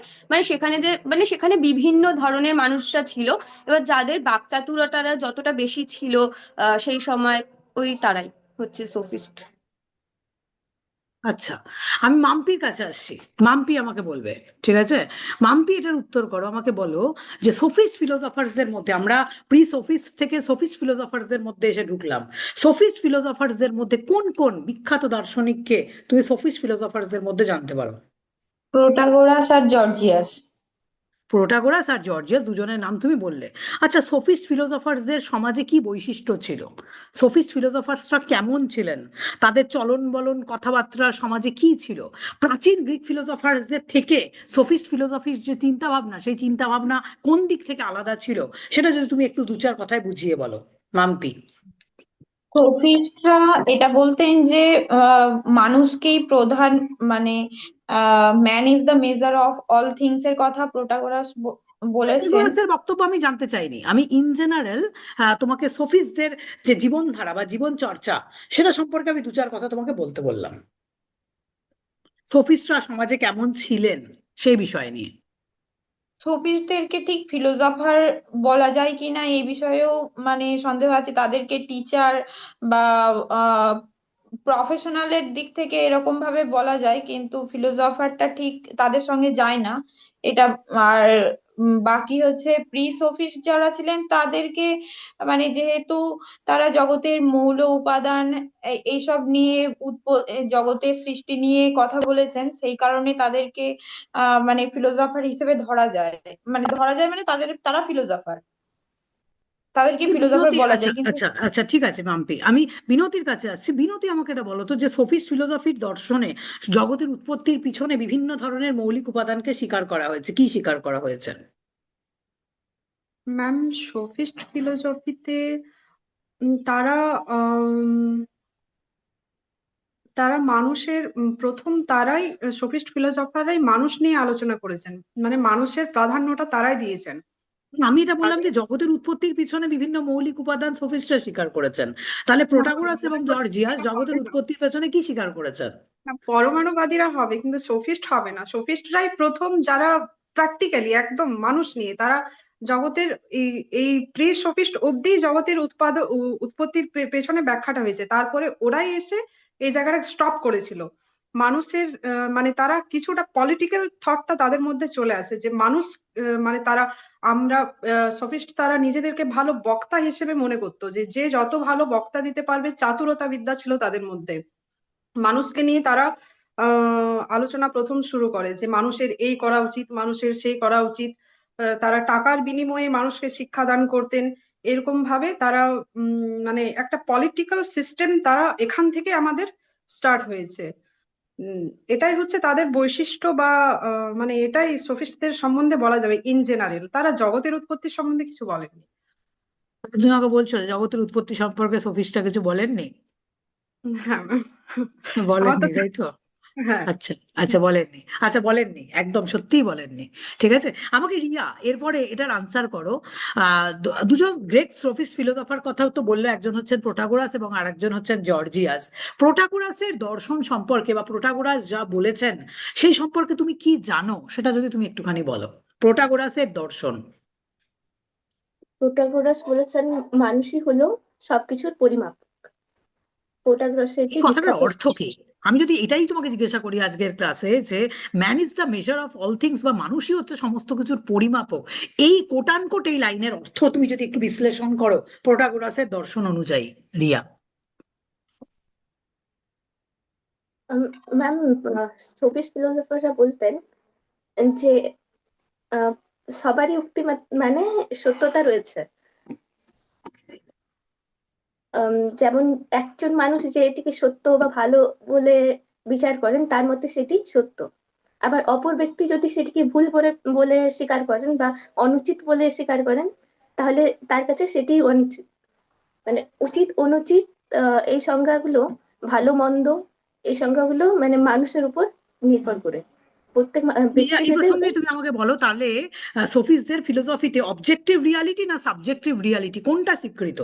সোফিস্টদের দর্শনে objective reality or subjective reality কোনটা স্বীকৃত, Riya? Subjective reality. Subjective reality স্বীকৃত, ভেরি গুড। রিম্পির কাছে আসছি। রিম্পি, হ্যাঁ ম্যাম। কত দূর অব্দি পড়লে? কত দূর অব্দি পড়া হলো? ম্যাম আমার থেলস থেলস থেকে অ্যানাক্সিমেনিস অব্দি এইটুকুই মানে পড়তে পেরেছি। হেলস অ্যানাক্সিমেন্ডার আর অ্যানাক্সিমেনিস? হ্যাঁ ম্যাম, ম্যাম সময় পাইনি একদম। আমি আমি আমি হচ্ছে ওই নারীবাদের উপরে, ওটার উপরে একটু ভাবনা চিন্তা করছিলাম, তো তো পেপারটা ওটার উপরে লিখবো, ওটা ভাবনা চিন্তা করছিলাম, তো এই দিকটার মানে সময় দিতে পারিনি। সময় দিতে পারোনি? আচ্ছা, ছোট্ট একটা প্রশ্ন জিজ্ঞাসা করি তাহলে রিম্পিকে, এমনি নিজের থেকে হ্যাঁ। উত্তর দাও। দেয়ার ইজ নাথিং কে বলেছেন? কোন সোফিস্ট ফিলোসফার এটা বলেছেন যে there is nothing? Nothing. Ma'am Gorgias. Gorgias বলেছেন। জর্জিয়াসের দর্শনে বিখ্যাত একটি গ্রন্থের নাম বলতে পারবে? জর্জিয়াস লিখেছেন সেই গ্রন্থটি। Very Gorgias. Important question. জর্জিয়াসের দর্শনের একটি বিখ্যাত গ্রন্থের নাম। এই বইয়ের নামগুলোই না মনে রাখতে পারছি না। আহ এই মুহূর্তে মনে পড়ছে না, ওই যে একটা দেখা হয়নি না, এই জন্য ভুলে আমি গেছি। অর্পিতার কাছে আসছি। অর্পিতা, বলতে পারবে অর্পিতা যে জর্জিয়াসের দর্শনে বিখ্যাত গ্রন্থের নাম কি? হ্যাঁ ma'am, on nature or the non existent. On nature or the non existent, এই গ্রন্থে হ্যাঁ জর্জিয়াস কি বিষয় নিয়ে আলোচনা করেছেন অর্পিতা? এই গ্রন্থে তিনি নিহিলিজম বিষয়ে বলেছেন। মানে জর্জিয়াস হচ্ছে বলেছেন যে দেয়ার ইজ নাথিং। মানে তিনি হচ্ছে প্রথমত প্রোটাগোরাসের এই যে নলেজ ইজ পারসেপশন, এটা তো স্বীকার করেছিলেন। এবং মানে তিনিও একজন এক্লিকটিক ফিলোসফারই। এবং তারপরে হচ্ছে তিনি জেনোর থেকেও একটা মত নিয়েছিলেন, যে জেনোর ওই প্লুরালিটি আর যে চেঞ্জিবিলিটি, এটা তো জেনো ফলসিটি বলেছিলেন। তো উনি এই দুটো মত গ্রহণ করে তিনি হচ্ছে বলেছেন যে যেহেতু মানে তারা তো সবকিছুই পারসেপশনই স্বীকার করছে, পারসেপশনের বাইরে তো আর যাচ্ছেন না। তো আর সেখানে হচ্ছে আর পারসেপশন মানে ওনাদের মতো ওটা পরিবর্তনশীলতাকে বোঝাচ্ছে। আর সেখানে তিনি যখন জেনোড থেকে প্লুরালিটি আর চেঞ্জেবিলিটিকে হচ্ছে যখন ফলসিটি বলছেন, তার মানে পারসেপশনে তার মানে সেটাকেও ফলসই বলে দিচ্ছেন, মানে তিনি পরিবর্তনশীলতাকেও অস্বীকার করতে পারছেন না। তাহলে সেক্ষেত্রে এত কিছু মানে স্বীকার করার মতো কোনো জায়গায় নেই, কোনো জ্ঞান বা কিছু তিনি তাই স্বীকার করছেন না। তার জন্য তিনি বলছেন যে দেয়ার ইজ নাথিং, মানে নিহিলিজমের কথা বলছেন। তারপরে তিনি এটাও বলছেন যে যদি কিছু থেকে থাকে, ইফ দেয়ার ইজ এনিথিং, তাহলে সেটাকেও আমরা জানতে পারছি না। তো আবার তিনি বলছেন আর যদি কোনো কিছুর জ্ঞানও থাকে সেটাকে আমরা তার জন্য কমিউনিকেটও করতে পারি না। তো এই সমস্ত বিষয়ে তিনি তার on nature and non existent এই গ্রন্থটায় আলোচনা করেছেন। ভেরি গুড, ভালো উত্তর দিয়েছো, ভালো বলেছো। আমি এরপরে মাম্পির কাছে আসছি। মাম্পিকে জিজ্ঞাসা করছি, এই সোফিস্ট ফিলোসফার যারা সমাজে ছিলেন, তাদের নীতিগত বিদ্যা কি ছিল, তাদের মরালিটি কি ছিল? মরালিটি সম্পর্কে সোফিস্টদের মত আমি তোমার কাছে একটুখানি জানতে চাই যে সোফিস্টদের সম্পর্কে কি জানা যায়, তাদের এথিক্স, তাদের মরালিটি সম্পর্কে তুমি কি বলতে পারো?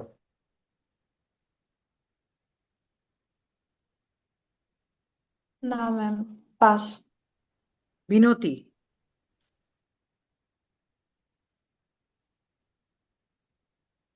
বিনতি বলতে পারবে?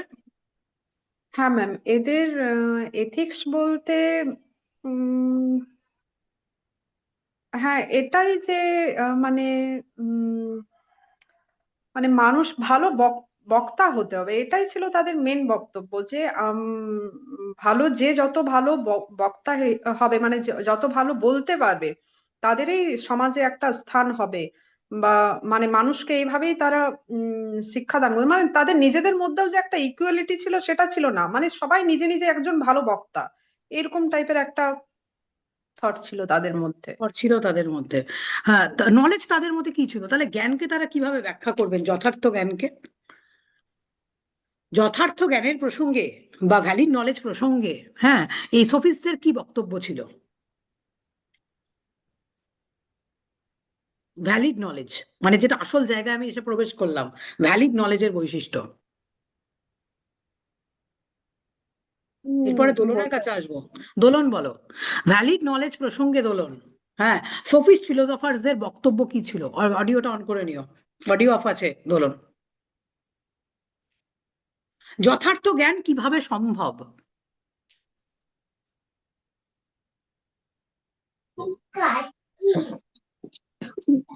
ম্যাম, এই শোপিসদের ক্ষেত্রে যেটা বিষয়টা ছিল, যে ওরা ধর্মীয় বিষয়গুলোকে প্রথমত, ম্যাম আমি এথিক্সটা কি বলবো, মোরালিটি হ্যাঁ জায়গাটা। বলো বলো বলো, এথিক্স আর মরালিটি সম্পর্কে সোফিস্টদের মত। হ্যাঁ, মানে যে জায়গাটা ছিল যে প্রথমত এদের এই সোফিস্টদের আগে যে জায়গাটা ছিল, মানে সেই জায়গাটা ছিল একটা ধর্মীয় সংস্কারের মধ্যে আবদ্ধ। তো সেখানে সেখানে জ্ঞান চর্চার মূলত হতো না। তো এই সোফিস্ট অবস্থা থেকে আসায়, যেখানে যেটা আমরা জানতে পারি যে থেলসকে এখানে সেই সময় সমসাময়িক যে সমস্ত দার্শনিকরা রয়েছে তাদেরকেও ওয়াইজ ম্যান বা এরকম উল্লেখ করা হতো। আর যেটা হচ্ছে যে যেখানে ধর্মীয় বিষয়টা বা বিষয় থেকেও গুরুত্বপূর্ণ যেটা ছিল, সেটা হচ্ছে যে আমরা যে জগৎটায় বাস করি তার মূল উৎসটা কি, এটা ছিল প্রধান উদ্দেশ্য। আর মোরালিটির দিক থেকে আমরা এটুকু বলতে পারি যে জীবনের আসল জায়গা, মানে যেটা আমরা এই ক্ষেত্রে আমরা একটু ভারতীয় দর্শনের, বৌদ্ধ বা জৈন দর্শনের একটু মিল পাই, যেখানে যেমন বাস্তবোপযোগী বা জীবনোপযোগী এই জায়গাটার সঙ্গে একটু মিল পাই, যে যেখানে ধর্মীয় তত্ত্বের উপর না, আমাদের জীবনে চলতে গেলে মানে আসলে আমাদের উদ্ভব কোথা থেকে হয়েছে বা পৃথিবীর সৃষ্টি কিভাবে হয়েছে, মূল উপাদানটা কি, মৌল উপাদান কি, এই দিকগুলোর উপরে কিন্তু বেশি গুরুত্ব দেওয়া হতো। এটাই ছিল তাদের মানে প্রধান উদ্দেশ্য। আর সোফিস্ট ফিলোসফির কি ম্যাম সত্যি যেটা এটা প্রধান উদ্দেশ্য ছিল দোলন? সোফিস্ট ফিলোসফির এটা কি সত্যি প্রধান উদ্দেশ্য ছিল? তাহলে কেন সোফিস্ট ফিলোসফাররা কোনো মৌলিক উপাদান বা জগতের উৎপত্তি বিষয়ে কোনো কিছু তারা আলোচনা করলেন না? সোফিস্টদের দর্শনে দুজন সোফিস্ট ফিলোসফারকে আমরা পাই, প্রোটাগোরাস, জর্জিয়াস। তাদের দর্শনে কি জগতের উৎপত্তি বিষয়ে কোনো প্রাইমারি কোনো এলিমেন্ট সত্যি কি স্বীকৃত? স্বীকৃত তো নয়। তাহলে কি না সোফিস্টরা সত্যি সত্যি এই না ব্যাপারে কনসার্ন ছিলেন? তাহলে কি সত্যিই সোফিস্টরা এই ব্যাপারে কনসার্ন ছিলেন? না ম্যাম, সেটাও বলা যাবে না। কোনোদিনই ছিলেন না, না, কোনোদিনই ছিলেন না। হুম, তাদের কাছে যথার্থ জ্ঞান ছিল হচ্ছে পরিবর্তনশীল, ব্যক্তির ওপরে নির্ভরশীল, পরিবর্তনশীল। হুম, পরিবর্তনশীল। তুমি হুম, যেটা বলছো সেটা তোমার পার্সপেক্টিভ থেকে সত্য, আমি যেটা বলছি আমার পার্সপেক্টিভ থেকে সত্য। সত্য কখনো হ্যাঁ, অবজেক্টিভ হতে পারে না, সত্য কখনো বস্তুগত হতে পারে না। সত্য সবসময় ব্যক্তিনিষ্ঠ, হুম, ব্যক্তির ওপরে নির্ভরশীল। হুম, সত্য সবসময় ফ্লিটিং, সত্য হুম, সবসময় সাবজেক্টিভ। ঠিক আছে, এটাই কিন্তু সোফিস্ট ফিলোসফারদের ওই মেন জন্য বলছে। বক্তব্য।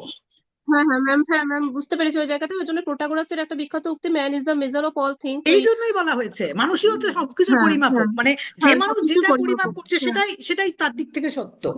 ঠিক হুম, আছে, এটাই কিন্তু হুম, এখানে বলা হুম, হয়েছে। বুঝতে হুম, পারলে? যে মানে হ্যাঁ, এগুলো কি বলতো, এই ক্লাসগুলো বেশি বেশি দরকার কনসেপ্ট ক্লিয়ারের জন্য। তোমার বারবার বারবার করে শুনলে এবং তুমি যখন নিজে উত্তর দিতে যাবে তোমার অনেক কনসেপ্ট ক্লিয়ার হবে। ধরো দেখো, প্রি সোফিস যারা ফিলোসফার ছিলেন ডেমোক্রিটাস অব্দি, তারা সকলে কিন্তু এই ব্যাপারে কনসার্ন ছিলেন আদিবিদ্যক মতবাদে, যে জগতের উৎপত্তি কিভাবে হয়েছে, জগতের উৎপত্তির ব্যাখ্যা তারা চেয়েছেন। কিন্তু সোফিস্ট ফিলোসফার যে চিন্তা ভাবনা, এটা কোনো দিনই কিন্তু ছিল না যে জগতের উৎপত্তি কি করে হয়েছে। বরং নীতি, নৈতিকতা, এথিক্স, রাজনীতি, বাগ্মিতা, কথা বলার বাগ্মিতা, এটাই কিন্তু সোফিস্ট ফিলোসফারদের একটা ধর্ম বা বৈশিষ্ট্য ছিল সেই সময়ের। আচ্ছা। ঠিক আছে, তাহলে লাস্ট লাস্ট আমি আজকের প্রশ্ন রিয়ার কাছে আসছি। রিয়া আমাকে বলবে লাস্ট উত্তর প্রশ্ন, যে আফটার সোফিস্ট ফিলোসফার্স, যে প্রোটাগোরাস, জর্জিয়াস, তারপরে যে বিখ্যাত গ্রিক ফিলোসফারদের নাম আমরা জানতে পারি, তারা কারা?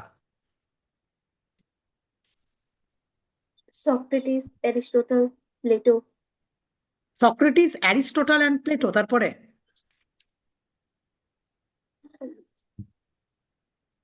পরপর পরপর ক্রমানুযায়ী তুমি যদি যদি বলো।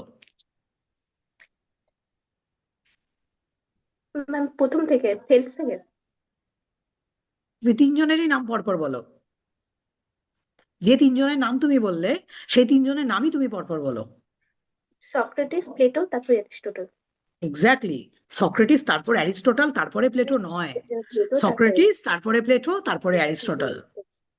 ঠিক আছে, ঠিক আছে, অনেকক্ষণ ধরে অডিও ভিডিও অন করে বসে আছো, হ্যাঁ অফ করো একটুখানি। এবার আমি বলি, ধরো, হ্যাঁ একটু সবাই অফ করো, সবাই সবাই, আমি সবার পিনটাকেই অফ করছি। হ্যাঁ, আজকে এই যে প্রথম ফেজ, আজকে প্রথম দিনেরই ক্লাস এটা বলতে পারো, যেখানে আমরা একটা ক্লাসের মতো করে ক্লাস করার চেষ্টা করলাম আজকের আজকের দিনে দাঁড়িয়ে, সেটা হচ্ছে প্রি সোফিস্ট ফিলোসফার এবং সোফিস্ট ফিলোসফার সম্পর্কে আমরা প্রশ্ন উত্তরের মাধ্যমে তাদের যে কনসেপ্ট, তাদের দর্শনের যে কনসেপ্ট, সেই কনসেপ্টকে আজকের ক্লাসে আমরা বোঝার চেষ্টা করলাম। আমি খুব বেশি জটিলতার মধ্যে না ঢুকলেও মোটামুটিভাবে প্রত্যেকটা দর্শন বা দার্শনিক থেকে যে ধরনের প্রশ্ন হওয়া উচিত বা টিচাররা যে ধরনের প্রশ্ন করেন, আমরা সেইগুলোই কিন্তু আজকের ক্লাসে বেসিক্যালি ডিসকাস করলাম মোটামুটি ভাবে। হ্যাঁ, সেক্ষেত্রে অনেক ক্ষেত্রে আমাদের কনসেপ্ট আজকের ক্লাসে ক্লিয়ার হলো। এবার আগামী দিনে আমি তোমাদের এটা বলছি, আমি শুধুমাত্র ডাব্লিউবিসিএসসির ইন্টারভিউ এর প্রিপারেশন, এক সেকেন্ড দাঁড়াও তো,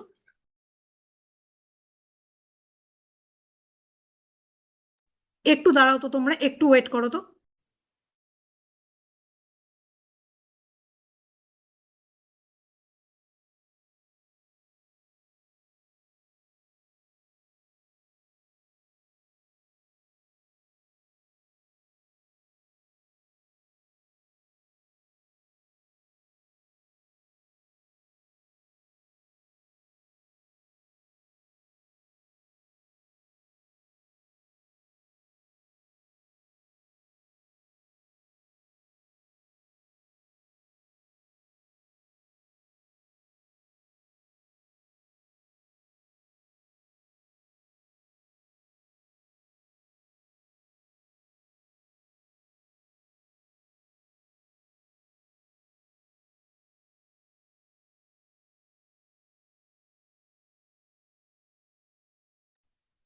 যেটা আজকে বলছিলাম, যে আজকের ক্লাসে যেটা হলো, আমরা চেষ্টা করলাম প্রি সোফিস্ট ফিলোসফার এবং সোফিস্ট ফিলোসফারের থেকে কিছু কনসেপ্ট ক্লিয়ার করতে, এবং আগামী দিন তোমাদের সকলের ঠিক আছে, তোমরা এবার নিজেরা বলবে যে এইরকম ভাবে আলোচনা করলে, প্রত্যেকটা ক্লাসে যদি আমরা এইভাবে আলোচনা করি, ইন্ডিয়ান ফিলোসফি, ওয়েস্টার্ন ফিলোসফি সহকারে বাকি যে বিষয়গুলো, তাহলে তোমাদের কতটা কনসেপ্ট ক্লিয়ার হবে এবং এভাবে ক্লাসগুলো তোমাদের জন্য হেল্পফুল হবে কি না। এবার তোমরা আমাকে এটা বলবে, আমাকে চ্যাট বক্সে রিপ্লাই করবে সবাই। এবং এর পরের দিনের জন্য পুরো প্রি সফিস্ট প্লাস সফিস্ট এবং তার সাথে সাথে আরেকটা বিষয় এর মধ্যে অ্যাড করা হলো, যেখান থেকে আমি স্টুডেন্টসদেরকে জিজ্ঞাসা করবো। আজকে আমি সবাইকে জিজ্ঞাসা করার সুযোগ পেলাম না, যেমন অঞ্জুকে জিজ্ঞাসা করার সুযোগ পেলাম না, বা অন্য দু একজনকে আরো জিজ্ঞাসা করার সুযোগ পেলাম না। এরপর দিনের ক্লাসে আমাদের যে মানে যে যে বিষয়টা তোমাদেরকে পড়া দেওয়া থাকবে, সক্রেটিস, প্লেটো এবং অ্যারিস্টটলের টোটাল দর্শন, এবং তার সাথে সাথে আবারও প্রি সফিস্ট ফিলোসফি থেকে বেশ কিছু আবার নতুন প্রশ্ন, এবং সফিস্ট ফিলোসফি থেকেও বেশ কিছু নতুন প্রশ্ন, এবং তার সাথে সাথে সক্রেটিস, প্লেটো এবং অ্যারিস্টটল সম্পর্কে পুঙ্খানুপুঙ্খ তথ্য তোমরা কিন্তু ভালো করে পড়ে রাখবে। আগামী বৃহস্পতিবার বা শুক্রবার, আজকে সানডে, আগামী বৃহস্পতিবার বা শুক্রবার সেক্ষেত্রে আমরা আবার, যারা আজকে বলার সুযোগ পায়নি তারা প্রত্যেকে আগের পরের দিন বলবে, এবং পরের দিন থেকে আজকে একটা সবাইকে নিয়ে আজকের একটা ক্লাস ছিল, এবং এর পরের দিন থেকে আমি পরে নাম দিয়ে দেবো। হ্যাঁ, আজকে কারোর নাম্বার দিলাম না, কারণ আজকে প্রথম দিন এইরকম ভাবে আলোচনা করছিলাম, অনেকের কাছে অসুবিধার সৃষ্টি হতে পারে, এই জন্য আমি আজকে কাউকে নাম্বার দিচ্ছি না। কিন্তু আমি এরপর দিন থেকে যা নাম দিয়ে দেবো গ্রুপে, তারা শুধুমাত্র জয়েন করবে। তারা শুধুমাত্র জয়েন করবো বলতে তারা শুধুমাত্র প্রশ্নের উত্তর করবে, এবং প্রত্যেকের নামের পাশে নাম্বার মার্কিং করা হবে যে কে কিরকম ভাবে প্রশ্নের উত্তর করছে। তাহলে তোমাদের যেটা চ্যাপ্টার থাকবে পড়তে দেওয়ার জন্য, সেটা হচ্ছে pre sophist philosophy plus sophist philosophy plus Socrates, Plato এবং অ্যারিস্টটলের যে পূর্ণাঙ্গ দর্শন, তোমরা কিন্তু এর পর দিনের জন্য ভালো করে পড়ে রাখবে। আমি সময় দিচ্ছি 5-6 দিন, তার মধ্যে নিজেরা কমপ্লিট করে নিয়ে তোমরা কিন্তু সেখানে বসবে। এবার বলো তোমাদের বক্তব্য। যে আমি আজকে প্রথম দিনের ক্লাস ছিল, হ্যাঁ বলো, কেউ কিছু বলবে? ম্যাম ওটা কয় তারিখ নিবেন? এটা দেখি ক তারিখে হয়, গ্রুপে আমি জানিয়ে দেবো, সিএসসির গ্রুপে বলছি আমি ম্যাম, জানি। হ্যাঁ, হ্যালো ম্যাম, বলছি আমি আপনার অনেক প্রশ্ন হয়েছে, অনেক প্রশ্নের যে কিছু অথার মানে কিছু বইয়ের নাম আপনি বলেছেন, মানে যেহেতু আমি আপনার কাছে তো এইখানে প্রথম এসএলএসটি যে সময় এসে আমি কোর্স নিইনি, তো ম্যাম অনেক কিছুই আমার কাছে অজানা রয়েছে, যেগুলো আমি কিন্তু মানে এত খুঁটিয়ে আমি কিন্তু বইয়ে পাইনি। ম্যাম এগুলো আমাকে একটু হেল্প করতে হবে, মানে এগুলো আমি পাবো কোথায়? এটা আমি বুঝতে পেরেছি। যারা পড়েনি, ধরো শুধু দোলন নয়, দোলনের মতোও যারা রয়েছে, হ্যাঁ, আমি যারা পড়েনি ধরো, তারা এতটা খুঁটিয়ে কখনো তারা বাংলা বইগুলোতে দেখেনি বা বাংলা বইগুলোতে পড়েনি। ঠিক আছে, আমি আমি এটা দেখছি। আমি যেমন এসএলএসটি স্টুডেন্টসদের জন্য এটা একটা ব্যবস্থা করে দিয়েছিলাম, অল ওভার ইন্ডিয়ান এবং ওয়েস্টার্ন ফিলোসফির ক্লাসগুলো, যেগুলো শুনে যেন স্টুডেন্টসদের কনসেপ্ট ক্লিয়ার হয়। আগামীকালের মধ্যে এইরকমই আরেকটা কোর্স আমি ইন্ট্রোডিউস করব শুধুমাত্র তাদেরই জন্য যারা আমার কাছে কখনো নেটসেট বা এসএলএসটির জন্য পড়েনি, তাদের জন্য ইন্ডিয়ান ওয়েস্টার্ন ফিলোসফির আরেকটা কোর্স আমি ইন্ট্রোডিউস করব, যেখানে তোমরা এই ক্লাসগুলোকে তোমরা অ্যাক্সেস করতে পারবে। ঠিক আছে, আমি এখনো ভাবনা চিন্তার মধ্যে বিষয়টা রয়েছে যে কিভাবে কি করা যায়, সেটা করে আমি তোমাদের জানাবো, দোলন জানাবো কালকে। আচ্ছা ম্যাম। ঠিক আছে, ওই ক্লাসগুলো তুমি যদি দেখবে, ঠিক আছে, আবারও বলবো যে তোমার টোটাল কনসেপ্ট ক্লিয়ার হয়ে যাবে, আর কোনো কিছু তোমার প্রয়োজন হবে না, কোনো বাংলা বইগুলোরও পড়ার কোনো প্রয়োজন হবে না। ওই ক্লাসগুলো এনাফ তোমার কনসেপ্ট ক্লিয়ার করার জন্য। না মানে নেট সেটের জন্য যে বইগুলো পড়েছি সেই বইগুলো তো মানে ওখানেও তো তথ্যমূলক বা এরকম ব্যাপারগুলো রয়েছে, কনসেপচুয়ালও প্রশ্ন আছে, কিন্তু এত খুঁটিয়ে ম্যাম আমি পাইনি, তাই জন্য মানে আপনাকে তোমার বলছি। তোমার আজকের ক্লাসটা দোলন কি মনে হলো, যে ম্যাম কি মনে খুবই হলো যে হেল্পফুল, অবশ্যই খুবই হেল্পফুল, মানে এবং এই যে মানে আমার সব খুব ভালো লাগলো, খুব এত সুন্দর উত্তর দেওয়ার মানে প্রচেষ্টা। হয়তো আমি কথা বলতে গিয়ে একটু মানে ঘাবড়ে যাচ্ছি, বা কথাগুলো যে এক বলতে যাচ্ছে অন্যরকম হয়ে যাচ্ছে, বা মানে কনসেপ্টটা ঠিক ক্লিয়ার না থাকলে যেটা হয় আর কি মানুষের, হুম হুম সেরকমই হচ্ছে। তো ম্যাম এটা আমার সত্যি খুব হেল্পফুল লেগেছে, খুব ভালো লেগেছে, মানে ঠিক আছে, ভালো হবে তুমি আমি মনে আমি করছি, আমি সবার জন্য দেখি ভালো হবে। কালকে। আমি কালকে তোমাদের হচ্ছে আমি এরকম একটা কোর্স দিয়ে দেবো। হ্যাঁ, কোর্স একটা দেখছি কি করা যায়, আমি এটা দেখছি। আর তার সাথে সাথে তোমাদের পড়ার বিষয়বস্তু থাকলো, আমি কিন্তু এটা বলছি, খুঁটিয়ে খুঁটিয়ে আমি কিন্তু কোনো জায়গা ছাড়বো না। সক্রেটিস, প্লেটো এবং অ্যারিস্টটলের ক্ষেত্রে প্রত্যেকটা জায়গা থেকে খুঁটিয়ে প্রশ্ন করব। এখন তোমরা এটা দেখতে পাচ্ছ তো যে নিজে পড়া এবং কোনো জায়গায় বলা, এই দুটোর মধ্যে কিন্তু অনেক পার্থক্য থাকে। অনেক বিষয় আমরা মনে করি যে আমরা জেনে গেছি, আমরা পারবো, কোনো অসুবিধা নেই, কিন্তু বলতে গিয়ে দেখবে তুমি আটকে যাচ্ছ। অসুবিধা হচ্ছে, তার মানে ওখানে কনসেপ্টটা তোমার ঠিকঠাক মতো ক্লিয়ার নেই।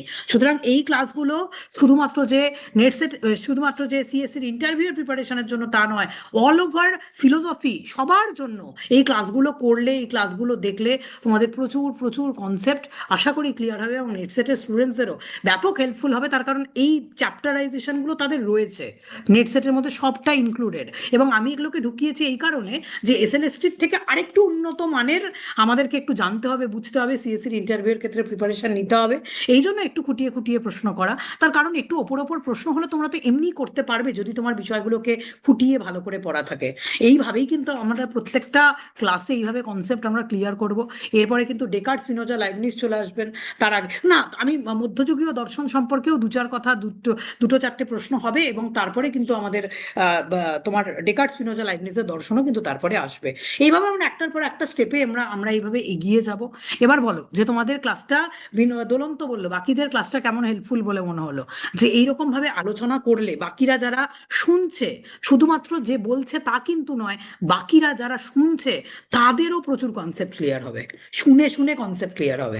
বলো এবার, তোমরা বলো, আমি তো অনেকক্ষণ বললাম।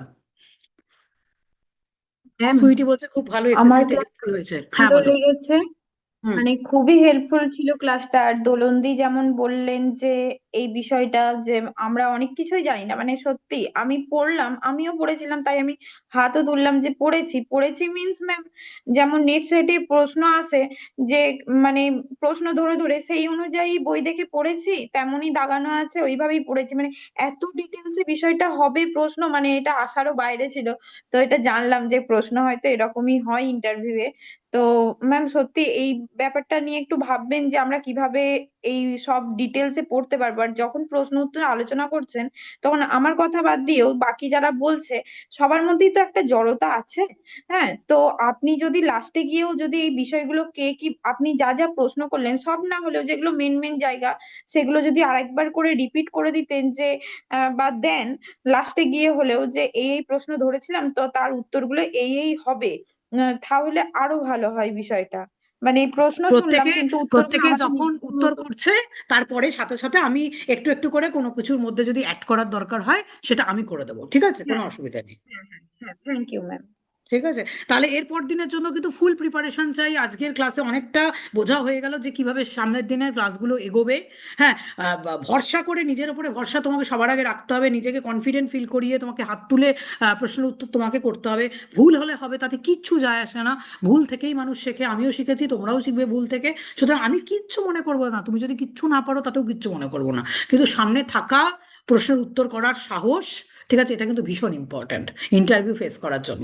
আর ভয় পাওয়ার কোনো কারণ নেই, আমার সামনে তো ভয় পাওয়ার কোনোই কারণ নেই। এবার বারবার যখন আমার সামনে এরকম ভাবে বলতে থাকবে না, তারপরে ইন্টারভিউ বোর্ডে গিয়ে দেখবে যে তুমি আর ফাম্বেল করছো না, তুমি আর ভয় পাচ্ছ না, তুমি কনফিডেন্ট ফিল করছো, তুমি অলরেডি এটা বুঝে গেছো যে কতটুকু আমাকে আনসার করতে হবে এবং কোনটুকু আমাকে আনসার করতে হবে না।